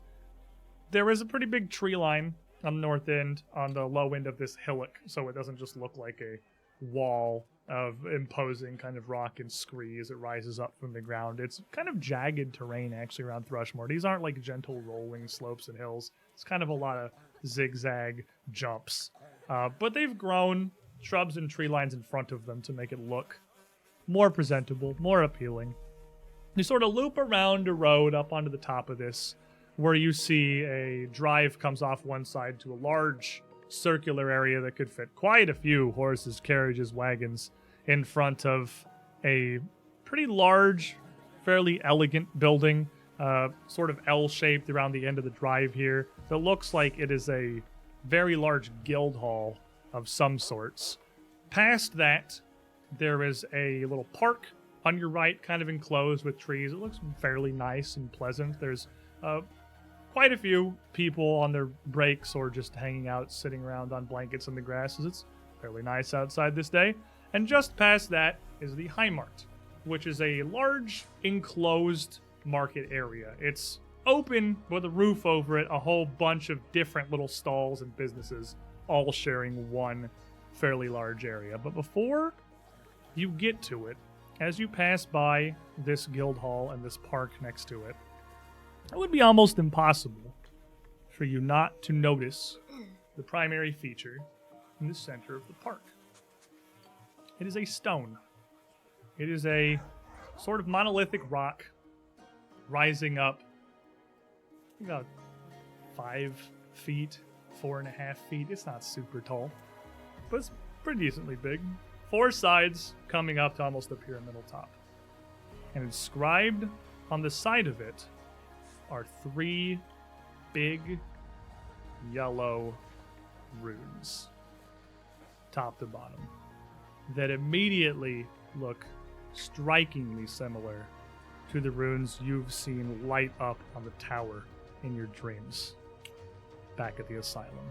They're not identical, but they're very close in style. Like if it were a language, there would be different letters in the same alphabet, perhaps. Them just being stark yellow is already suspicious. The color yellow from now on is like... And it's just sitting in the middle of a park where people are chilling on blankets. Kids are running around and playing. It's just there, like a monument. I thought we were done with this. It's never that easy. I wish it were. I'm tired of this. All right, then. Man, Doomsayer. What was his name again? Nasmith? Heading past it, No, that's bad. you would certainly hear the shouting. I think we found I him. know. The they man go is the not other quiet, nor is he subtle. He is loud, and he is clearly very much upset. There is a guy in very shoddy, ragged clothes with a pretty large sandwich board just draped over his shoulders. 2 sides of it just connected with a little length of rope. Clearly just homemade. Very possibly out of just bits of driftwood or scrap that he's found. That has, as he's faced away from you towards the market yelling, scrawled upon the backside, "The vanishing is nigh." He looks so He sad. does. Hazar looks very sad. And he's not happy. He's certainly not happy. He yells out into like the passing small streams of people and into the High Mart. "But we have become lazy, or perhaps blind.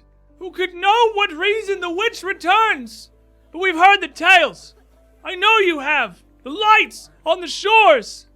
It is her work again, and the vanishing is upon us." I'm gonna approach up from behind him and just kind of... And you tap on his shoulder, just like, "Hello."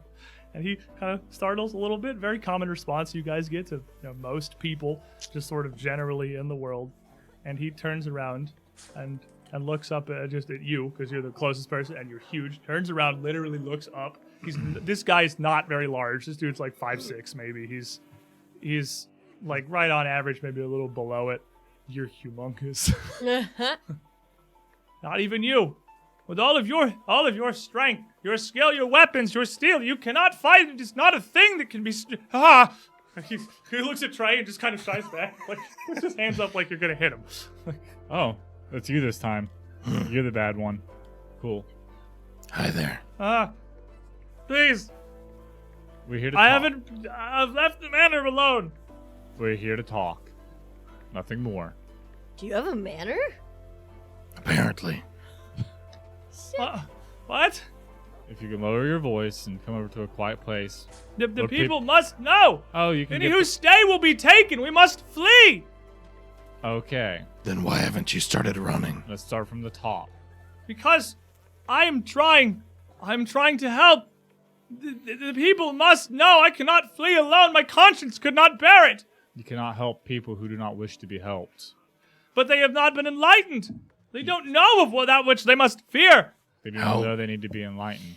How can you enlighten someone who does not know they need to be enlightened? I tell them. I try. I speak the words of the things we have all seen. The tales from the peers, surely. But they don't listen. Listen. They don't hear you. Man. They can't hear you. Maybe because you're yelling too loud and your voice is traveling past them. Here's what I figure, right? Is that I figured that you should probably pipe down, come around the corner with us, like we asked. Because we don't know a lot. I'm starting to get to the picture that maybe I wasn't such a nice person.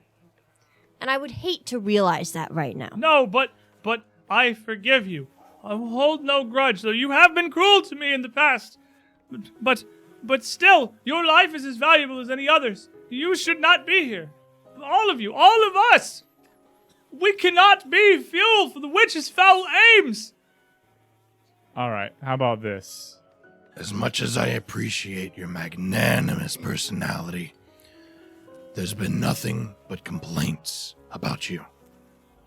Why don't we just tone it down a little bit? I need one of you guys to roll me a something. It can be you're all Intimidate. What here. could it be? So you can intimidate. He seems like he's already a little preemptively scared of you, so I'll give you plus If 2 we're all on this. going to do it, I shouldn't do it I because wanna I do it. I'll can. give plus 2 on intimidate I Trey, want- because he's already a little. Yeah. He's clearly afraid of Trey. Okay. Yeah. Can we help? One of you can aid. Sure. Yeah, I'll assist. I Shouldn't will be me. unfortunately I reroll mean, I the tried 2. to. His cool superpower. Yeah. This is It's what a I do. cool super. No. Oh yeah, I'll just hold on to it for Just now. hold Just, on to just it. pop it in your desk. I'll get it Oh. afterwards. Gonna hero You're helping? point that one. Can Magus only one Plains, can Thank help. you. Okay, what did you get, Colby? No, I like that. I got a 10 total. He's kind of like. Doesn't matter. It Head will. ends. It will not matter. What did you roll? A 1. It went from a 2 to a 1. Can I try on my own? I don't. Like, I'm not being aggressive. You can feel it. I know you can. I see it in your eyes. Your very spirit has been laid low by the dark essence that big hangs is he? over us. What else could explain this but the return of the witch? How big is he? He's like 5'6", 5'5". I don't know. Shrink a Pick little. him up and throw him. I pick him up, put my hand over his aggressively. Yeah. We have first easy. Now Cammy's got a hot date. You pick him up and smooch him on the Oh lips. my god!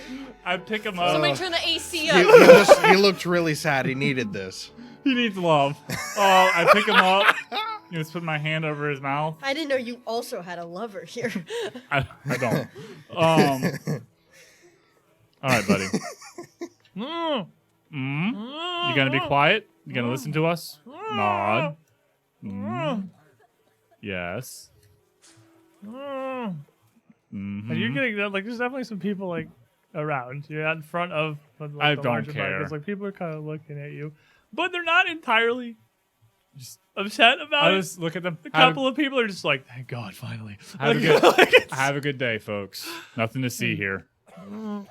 We're gonna walk over there, and we're gonna tell you a story. Yeah, we're gonna tell you a story. Nod. Yes. Okay, we're gonna tell you a story, and you're gonna answer some questions. Nod. Yes. Okay. Let's go over here. Just drag him along with us. Carry 'em. You're near. This is kind of on the north edge of town, so you're near. Like you can walk not very far and kind of be just out of the main public walkways, just sort of towards the tree line. It's pretty forested right outside Thrushmoor. It seems very thickly outside the main roads. So you carry him a little ways just off in the distance away. I'm gonna tell you this before I let my hand off your mouth. I don't like super loud noises. Makes me jump a little bit. So no yelling. Got it? Yes. Yes. Okay. Let my hand off. As soon as you take your hand off. Has she sent you? Are you her agents? Do you work her magic? No. Then why? Why silence this truth when condemn hundreds, thousands? Because we have Death questions. or worse. Your truth is interfering with questions. First of all, who's the witch? We have no idea who you're talking about. Witch of Briarstone. Uh-huh. The Witch of Briarstone responsible for the vanishing hundreds of years ago, generations past, All right. and how soon we All right. forget. Answer's done. Next question. How do you know she's coming back? Can you not feel it? No. You How not do sense it in No. the air? Everything coming together in a confluence. The guards retreat. The Count abandons his very seat, his home, his manor, and sends you to do his bidding out into the streets to silence the truth. Perhaps he works with her, an orchestrator behind All the right. strings. All right. Answer's done. Oh. Okay. All right. Here's what I'm going to say. We just came from the asylum, literally yesterday. I've been there. I could tell. I'm not surprised. It's a nice establishment. Was. There's a bunch of bad stuff that happened. We stopped it. Okay? But how does this? So This when doesn't the prevent witch, anything. Our when- actions are meaningless. when the Their witch- aims are beyond our understanding. when the witch comes, Her power incomprehensible. we'll stop her. She cannot be stopped. She can be cannot be stopped. stricken down. She cannot pause. Her magics, her wait, rituals are wait, things wait. beyond what. Your rant's done. My turn to talk. Okay? All right. Have you met the witch? Hands off. Anyhow, I've met the witch. We're gone with the vanishing. Okay, They then. disappeared. There are Okay. no Answer's- details. answer's We done. cannot know. But the fisherman, now the docks, Remsatter, he's seen the lights. He knows that she's coming. Speak with him. Okay. I've heard his tale. He's told it to Stain. He's told it outside the silver wagon. He speaks of it to his friends. He's seen the lights of the. What do you think, Trey? Can we have just 3 days of calm? Just 3. Actually, I think he's completely convinced me. And we should let him take about a week off. You don't have to tell anyone. We'll tell everyone for you. We're much more convincing. My hands up. We're much more convincing. He did make you listen to him. I haven't met her, but I have seen her. I have seen her from afar in my dreams, rising from the See, Bay this of is Avalon, this is reaching important. into the town with her long, wicked nails and plucking the townsfolk off to wherever she takes them, to whatever ends, whatever aims. This isn't you, right? What? Okay. You think it's me? No, I have. I keep my nails short. For the You do. sake Very of good. everybody else, let us take care of it and come back to spread the truth after we have done the proper investigation. That's a diplomacy check from somebody. I'll Can do it be it. deception? No, no. Are you? Because We're not- I don't care what this guy does as long as he stops. I would take a deception. Because I'll do deception. Because you're just like, dude, shut up. That's Yeah. like, that's fair. 23. Okay. Yeah. The 23, he looks and just sort of nods. I do not know how much time we have. I do not know how long it will be until the vanishing is upon us. If the witch has already returned. If the tales are true, if she rests within a cave just outside of town, her lights visible at night, she's moved upon us. She's risen from the I have- bay already. The perfect job for him, actually. You need to secure a way for people to get out of town safely and quickly. We've roads and carriages and wagons. You and have to ships. make sure they're The safe. problem is the will.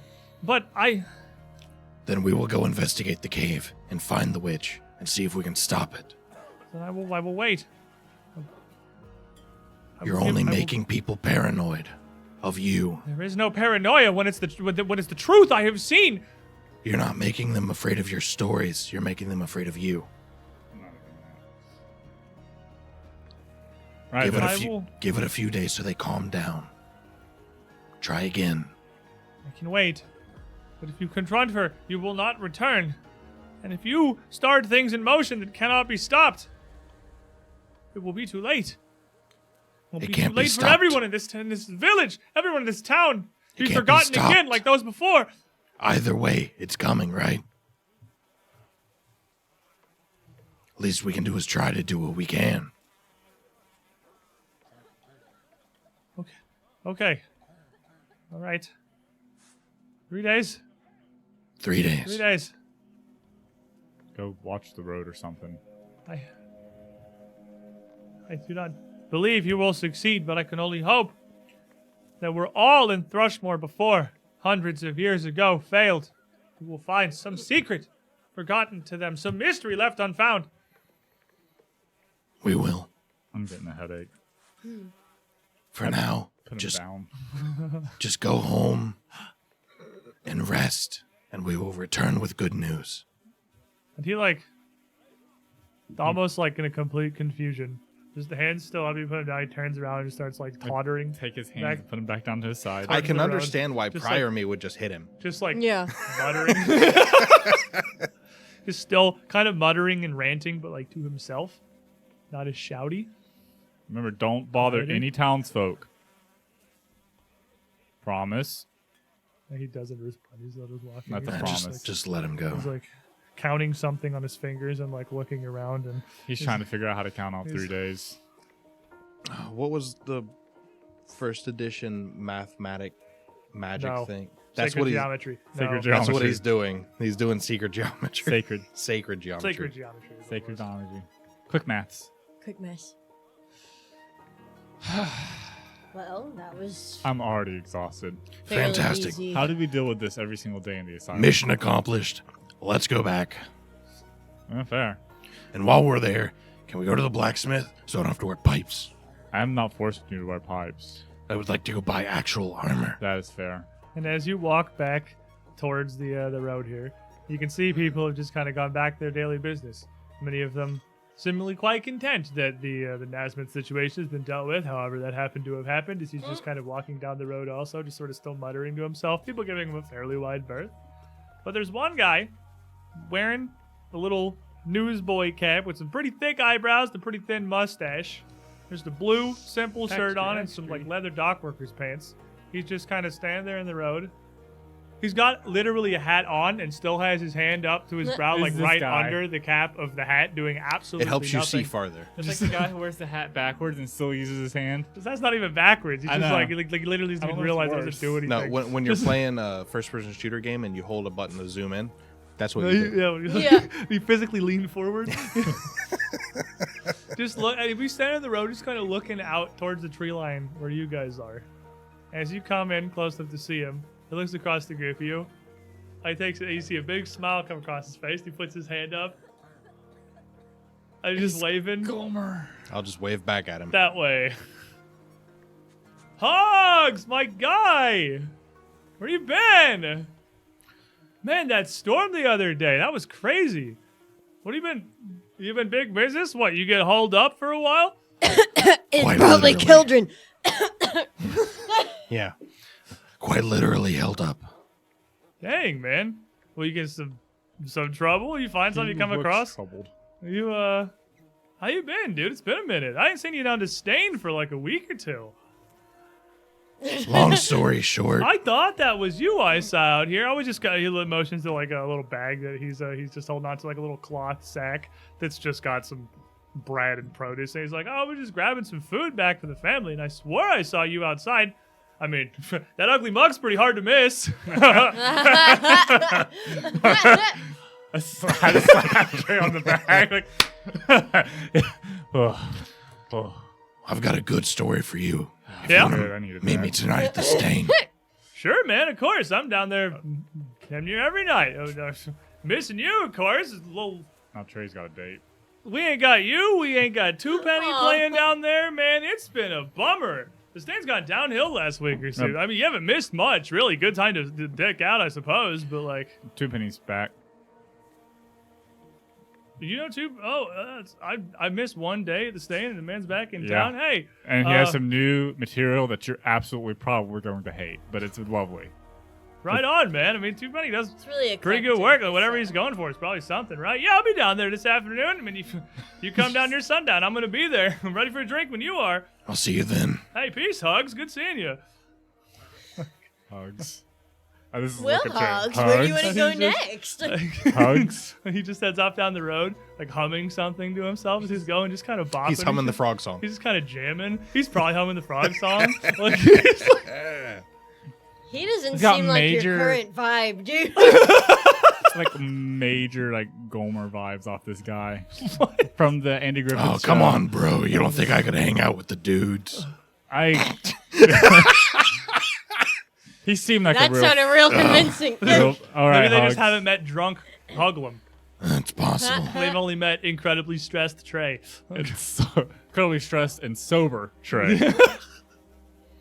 Well, Hugs, it looks like you got some good friends here. Hopefully. We'll see. Now Cammy and Trey has a date. That man's just hanging out. I just go back home away from Marius and 2 penny to get back. It's like, oh, you're stupid. I want friends. I want This friends. sucks. Well, technically, 3 people have had dates. Yeah, you're right. That's 3 people have true. dates. Let's hook up day. Yeah. Well, where are you going? Are you Blacksmith. blacksmith going and looking for something? Looking around up here in the High Mart. I would assume it's There's- not in the High Mart. Reasonable assumption. You would be trying to find something else, and then the group of you would.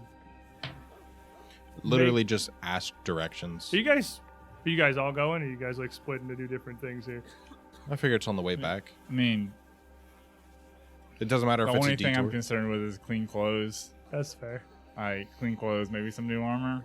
I really have like some stuff I want done, but I got a club that's severely lacking in ruins. How much You got your money main do we market right have? here. Yeah. I forget. Easy Who's had right? Oh, easy. Right Easy down. had it written down. And we Let's say a lot. We'll figure that out at a later occasion. Much. We can do You know some, what I have? What? A magic sword. We could do some post-mortem shopping because we don't really know how much money we have at the moment because our see, this bank is account. probably We got having Cleats one cash. person It's like tracking coupons. this. Cleave cash. You are Give me here in the High crypto. Mart though. You would certainly have access to quite a few like tailors and merchants to get clothes that aren't the stuff that you scavenge out of the Asylum, if that's something you're interested in for sure. There would actually be. It's not like there is a working smith in the High Mart who is actively running a forge and banging on stuff, but there are a couple of stalls that are selling wares from some local town smiths. Here's the thing about local town smiths: it's like nails and horseshoes and tools and stuff.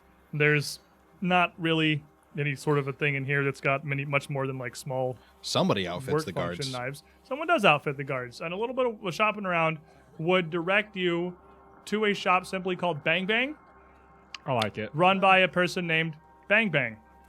Sounds about Ah. I right. see a goblin. Probably. No, that's definitely a high elf. Very high society noble elf. Yeah, it It's sounds. just funny how the name works out. It's actually Bombong. Bong.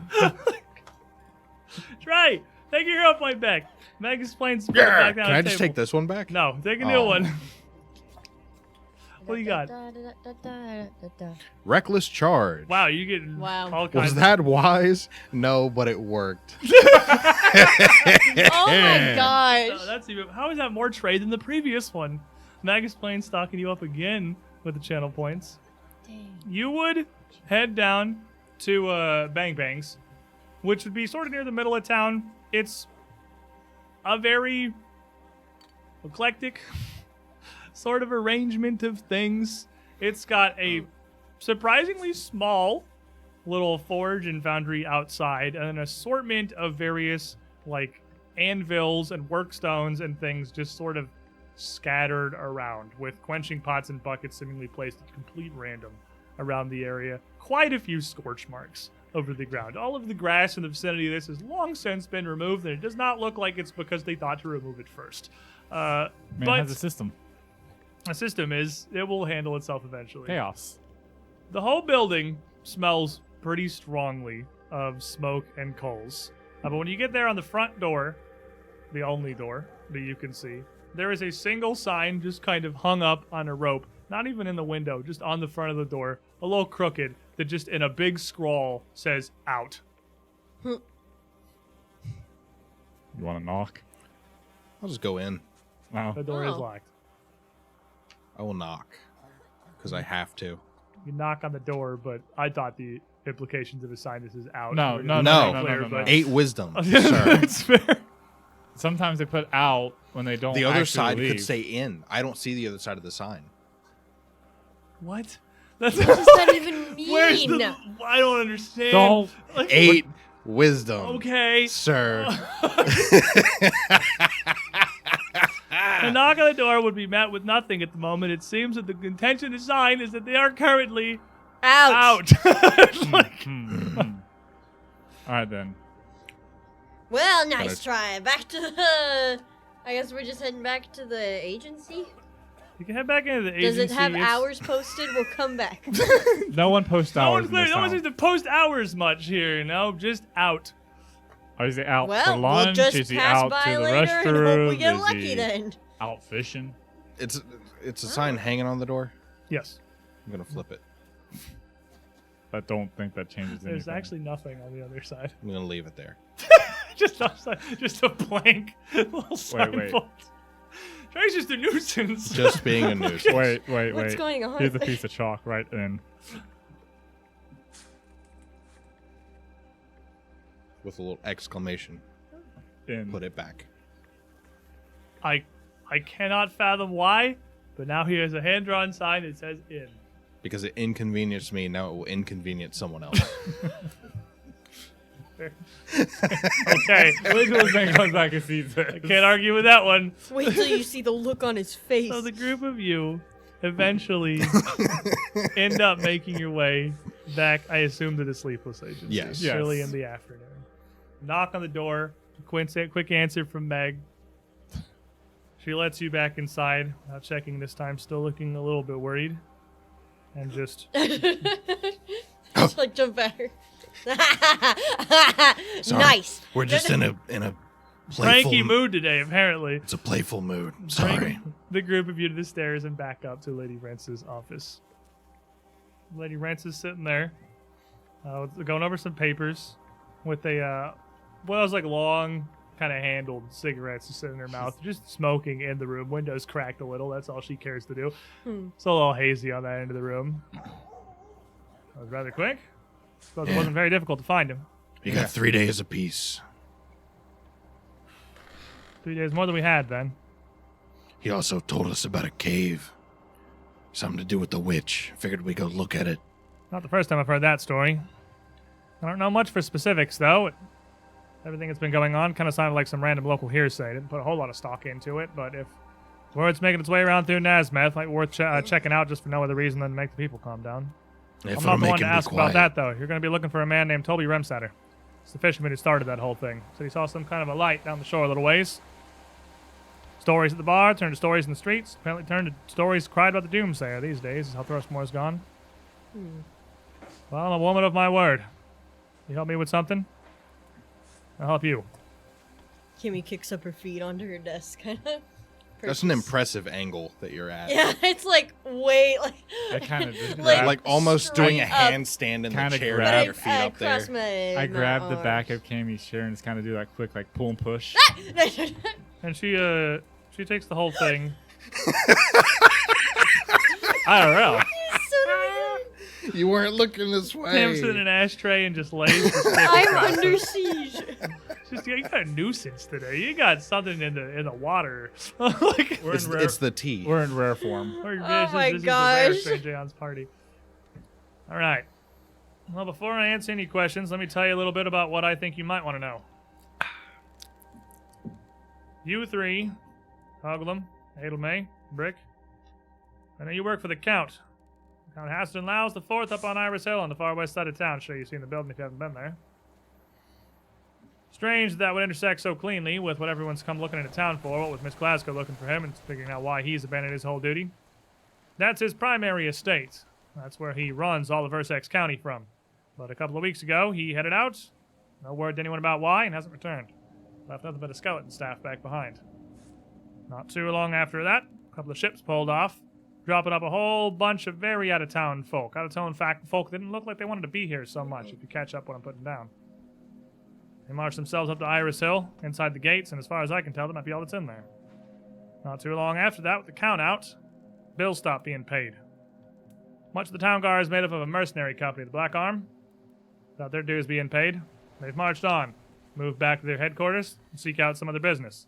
And what's left of the guard, not too many of those who worked at proper here under the magistrate, holed up inside Fort Helicourse. Not too long after that, said magistrate himself up and disappears. So too does the high priest of Newchapel. And then suddenly, I've got all kinds of things coming across my desk. Corpses showing up in the cemetery, fish in warehouses being ripped apart, showing up in the fishermen's nets, shredded by some kind of claw looking like beasts in the water ripping them, tooth and asunder. Beyond that, kidnappings, disappearances. Way too many to be a coincidence. And of course, whatever those weird murals are that keep showing up on the sides of buildings all throughout town. Feels like there's another one or two of them, a couple every day. I don't know where they're coming from. Not a soul was sighted when drawing them. They look like they must take some time. And not too long before all of this, a group of you and your friend Mr. Stonka get shipped off to Briarstone Asylum under strange hush-hush circumstances. Now, I've been in this business for a while. I know better than to draw conjecture. Assumptions lead to nothing but ruin. But some things are a little bit too much of a coincidence to ignore entirely. Once upon a time, I think you could have had the very answers I've been looking for about what's happening here, but now, you're the ones here asking me questions. And truthfully, I don't know what right to tell you that could really set you straight. But, if you really are different, you really don't remember who you are, and you really do want to help, there's plenty that needs done. And if you're as tied into this as I think you are, helping me set things straight might get you the answers you're looking for. Fair enough. What do you need help with next? What don't? Without the guards in town, everything's gone the way of the horse very quickly. Barn door is open and it's too late to close it. All we're doing is putting out fires. There's about 101 things I could send you to look after, but I feel like the most straightforward of which, I suppose, given what Mr. Nasmith's been shouting about most recently, is, well, that strange light on the beach, perhaps? You could look after the fishermen. I don't have any great way to track them down other than ask around the docks. Couldn't hurt to check in with Fort Halicourse, but of course I've sent a couple of agents and gone up to the very door myself. They're still in there. They met me at the door. The sergeant in arms spoke with me, but they're refusing to set foot out or lay a finger down to help the town until everything gets sorted out. They don't want to put themselves in the middle of this, and they've got a castle to hold themselves up into. We very much don't. You could try to ask around at Iris Hill, but I don't think going up there is going to be able to answer your questions any longer. Well, I reckon we'll check out the light this evening. Try and find the fishermen in the meantime. Sounds good to me. Might be a better thing to head after in the evening. Might be easier to ask around a Stain than the docks. Certainly a much smaller area. That seems like a popular location. About what time is it? Probably at this point it's about 2. So it's definitely getting towards... It's when, enough time to go check out the Cammy's- guards and then come back. That's true. Gotta get You're looking Cammy for a ready man for named date. Mr. Tully Remsatter. He's a stevedore on the docks, as far as I know. Just works for the warehouse company. No particular affiliation to any of the fishermen, any of the fish boats or their regalia. Beyond that, if you can get anything out of the fort that I haven't, I'd be grateful for it. But I can tell you right now, that's going to be a dead end, almost certainly. No harm in asking. No harm indeed. Besides, some of the Count's men showing up might get something I can't. At least if they recognize you. If you can play the part well enough. I shouldn't be too hard. I've heard I was an ass and very aggressive, so... Sounds about par for the course for Count Lyle's men.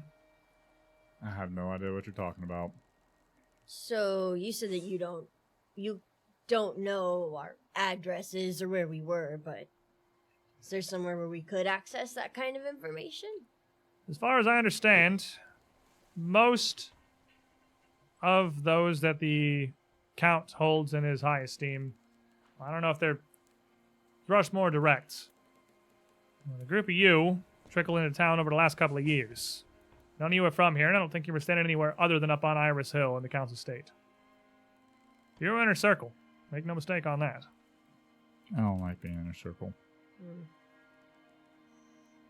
He put you up to a lot of things that if you remembered them, I'd hope you regret. I already do. All right, then.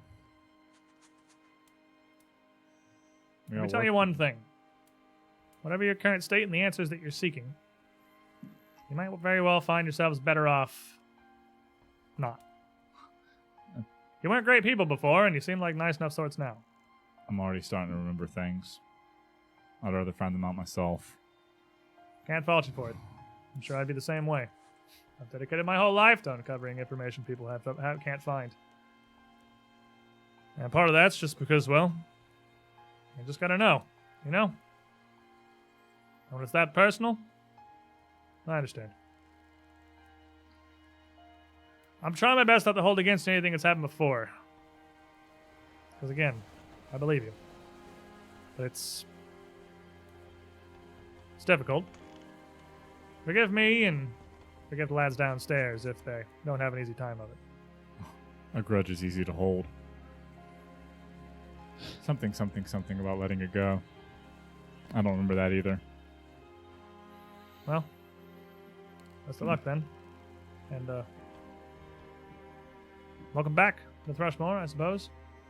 You came at a great time. Yeah. I suppose we'll just make our leave and off to the next task. Getting stuff done at record speeds. You are. Don't forget, we gotta get Cammy ready for a date, too. I gotta go to the two-folded leaves. Oh, true. Wasn't that at like 3? It's at Yeah. 3. That's pretty soon. Yeah, get her. I gotta Cammy's prettied up. Gotta head down to that. Which means the I'm two going of you. back to the blacksmith then. Fair enough. You're just literally gonna go park it. Well, yeah, I'll just go by and then after I'm done there, Like go a to Black Friday sale. Yeah. he's here for that doorbusters, baby. Yeah, dude. I'm going with Cammy.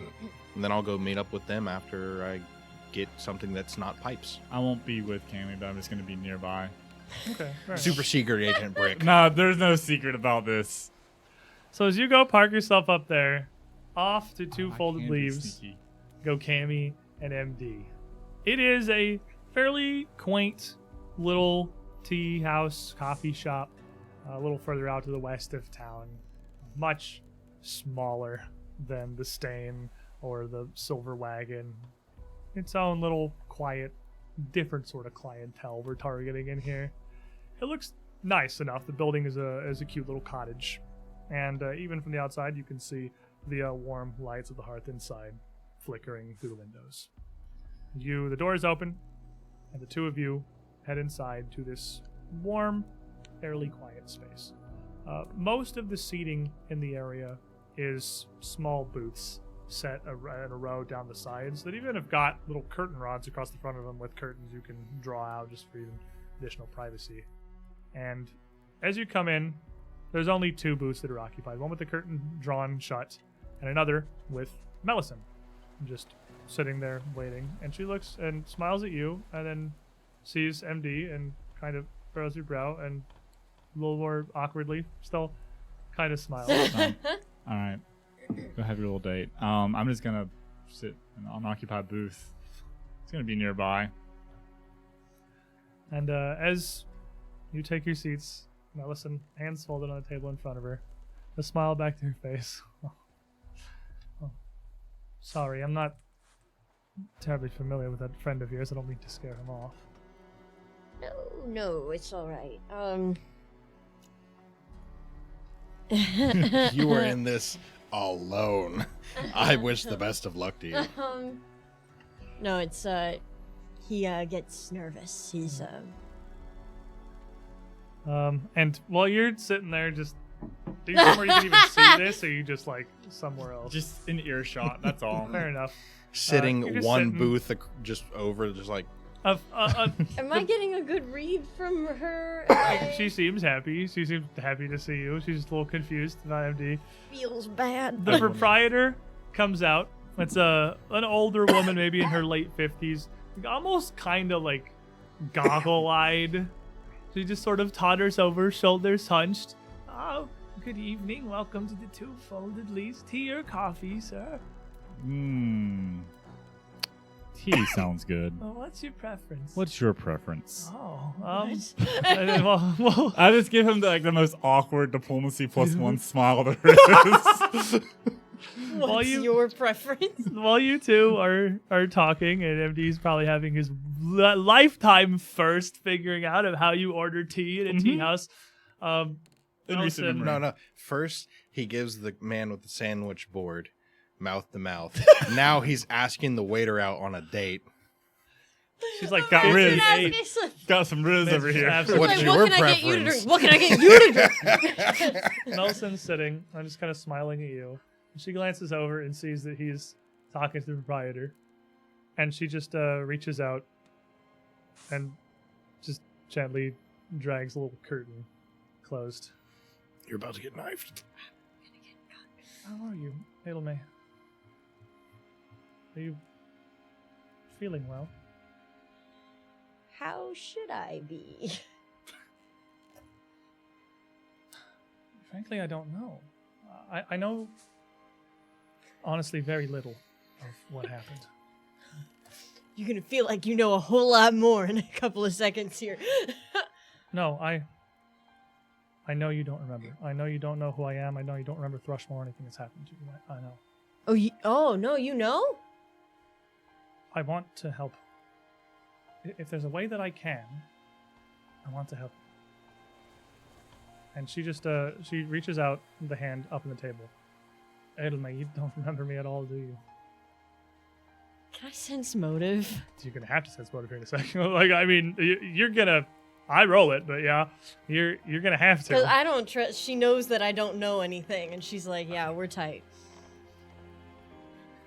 Looking at her, you don't know what to make of this. I mean, you are paranoid. This is weird. The first thing she did was close the curtain as the second Andy was looking away.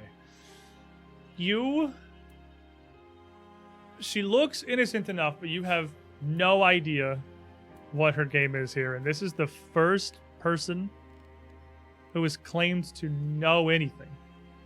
She knows you don't remember. And that does not make you feel very comfy. But she seems sincere. The magic words. She has her hand on the table. Edelme, Can I be the evil paranoid voice? She's gonna steal your soul She's with doing that hand. There's no way. Edelme. You know what I do. You did, at least. I'm a psychic. I'm a mind reader. I don't know if I can undo what's happened, but I'm willing to try. I know you have... If you've lost what I fear you have, you may have no reason to trust me, but... I promise, I swear to you. Let me make an attempt. If I can get anything, wouldn't that be better than what you have? Okay. And as I will lay my hand in hers, I'm going to cast Needle of Vengeance.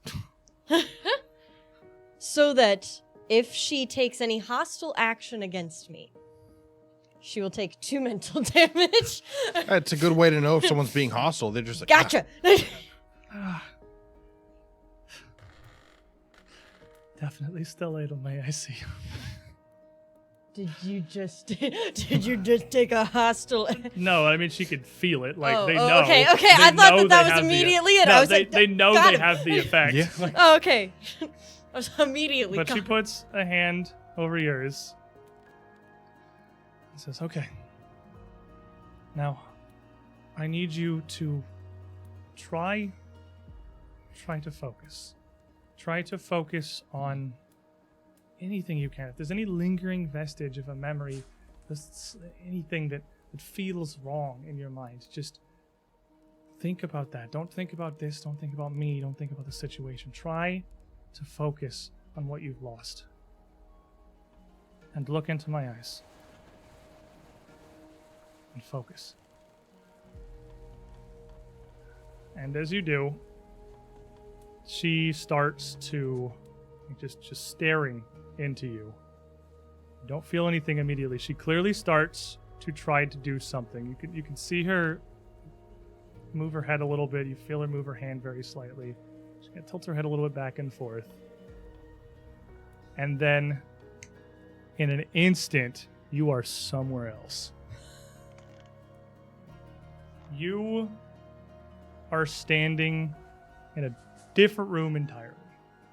dressed completely differently, ill-lit, like a dungeon or a jail cell or something. There's a table next to you with a bunch of little flasks, various things, a couple of little sewing needles, a gun, Of course. a couple of bits of ammunition, some sandpaper, just a bunch of stuff. And in front of you is a man bound to a chair. Blindfolded, gagged, arms bound to the armrests. And you're just kind of standing over him, big grin on your face, just looking down. And Mellison, hands folded, is standing right behind you. Okay, so, just for the sake of argument, explain it to me one more time. Let me make sure I understand. You just throw your head back. Oh, Ellie! Okay, look. The problem isn't anything about the magic or the magic words or the movements. It's not about that. The ritual's not about candles and weird runes and chalk drawings. Not this one, anyway. It's about what we feel. And, you reach out and you take the gag off the guy and you slowly start undoing his blindfold. And this dude looks like he's terrified, but he's completely silent as you unbind him. He's not looking at you.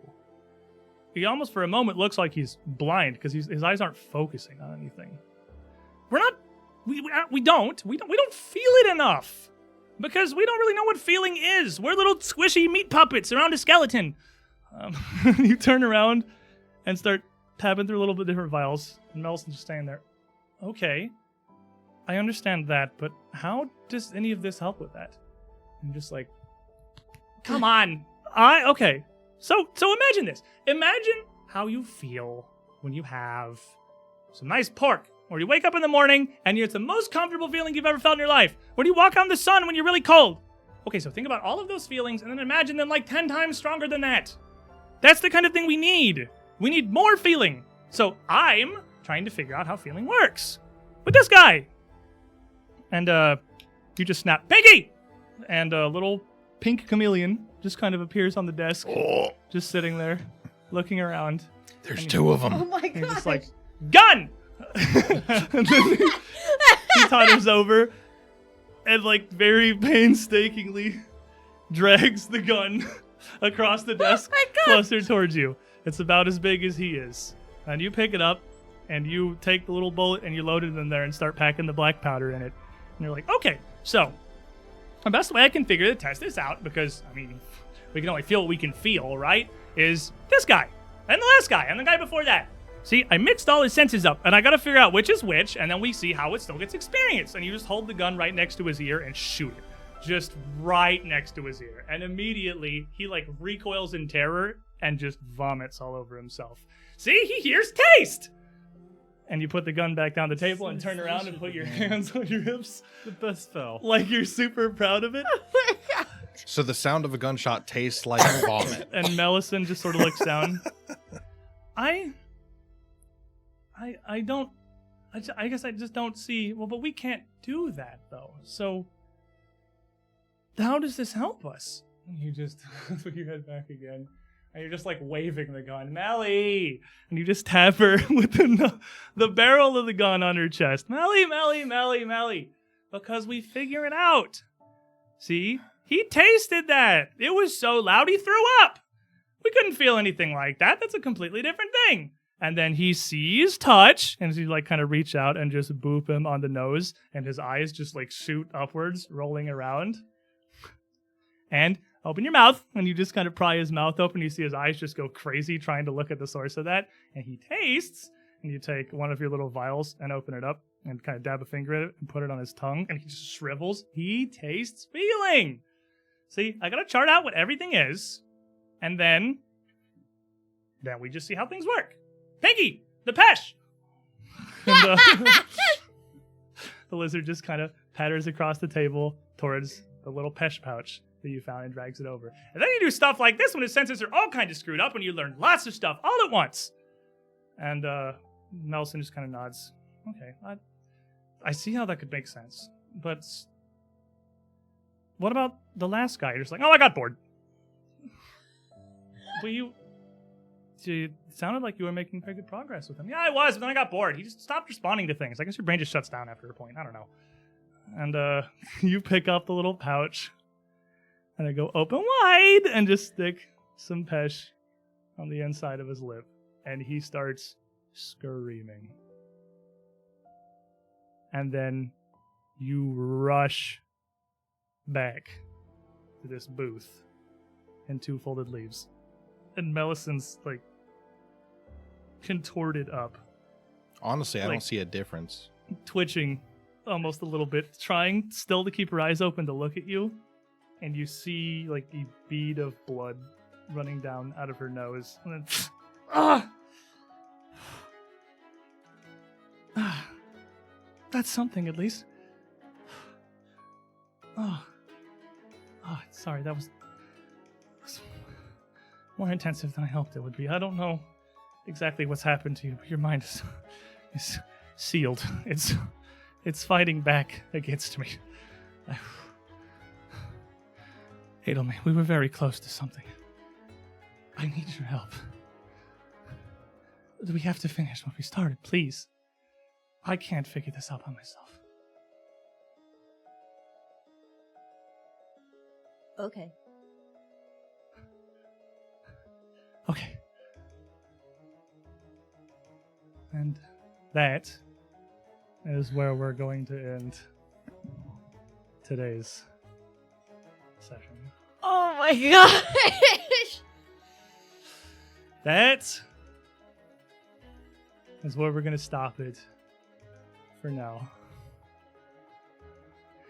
We return next week for a new episode of Strange Aeons. You're a mad scientist. Oh yeah, we already knew this. Meanwhile, the blacksmith is kind of sitting there, waiting Yeah. his tray. And as you're just sitting outside, grumpily awaiting whoever will arrive, you see a figure approach you from the road. Another thing for next week. All sorts of fun stuff happening here. Oh, Wanna get it's my it's tea? it's Thrushmoor. Easy's wife. Thrushmoor is a great Oh and my magical god! and interacting with a bunch of people we don't know that do know us. Interesting. Sure is interesting storytelling, isn't it? Thank you for joining us, everyone. Thank you all for being here. If you want some more Pathfinder 2nd Edition, you don't have to wait until next Saturday because Monday evening, 7 p.m. Eastern, it starts like an hour later. This is ending right now. If you're watching it live, Sully is staring into the void over there. She's gonna be over here I will! telling us horrible stories and I making will. us feel feelings with Malevolence. I will do that. Continuing on the adventure of the Numitive family trying to unravel the way worse story of a different family who just had a great time and lived happily ever after, probably is what happened. Oh yeah, no, totally. 100%. And then, of I course, read ahead. And nothing bad ever happened to them one time, not Next even once. Saturday, 3 p.m. Eastern, we'll be right back here with another episode of Season 2 of Strange Aeons. Thank you for joining us, everybody. Thank you for being here. Thank you for your support. And good night, everybody. Stay sane.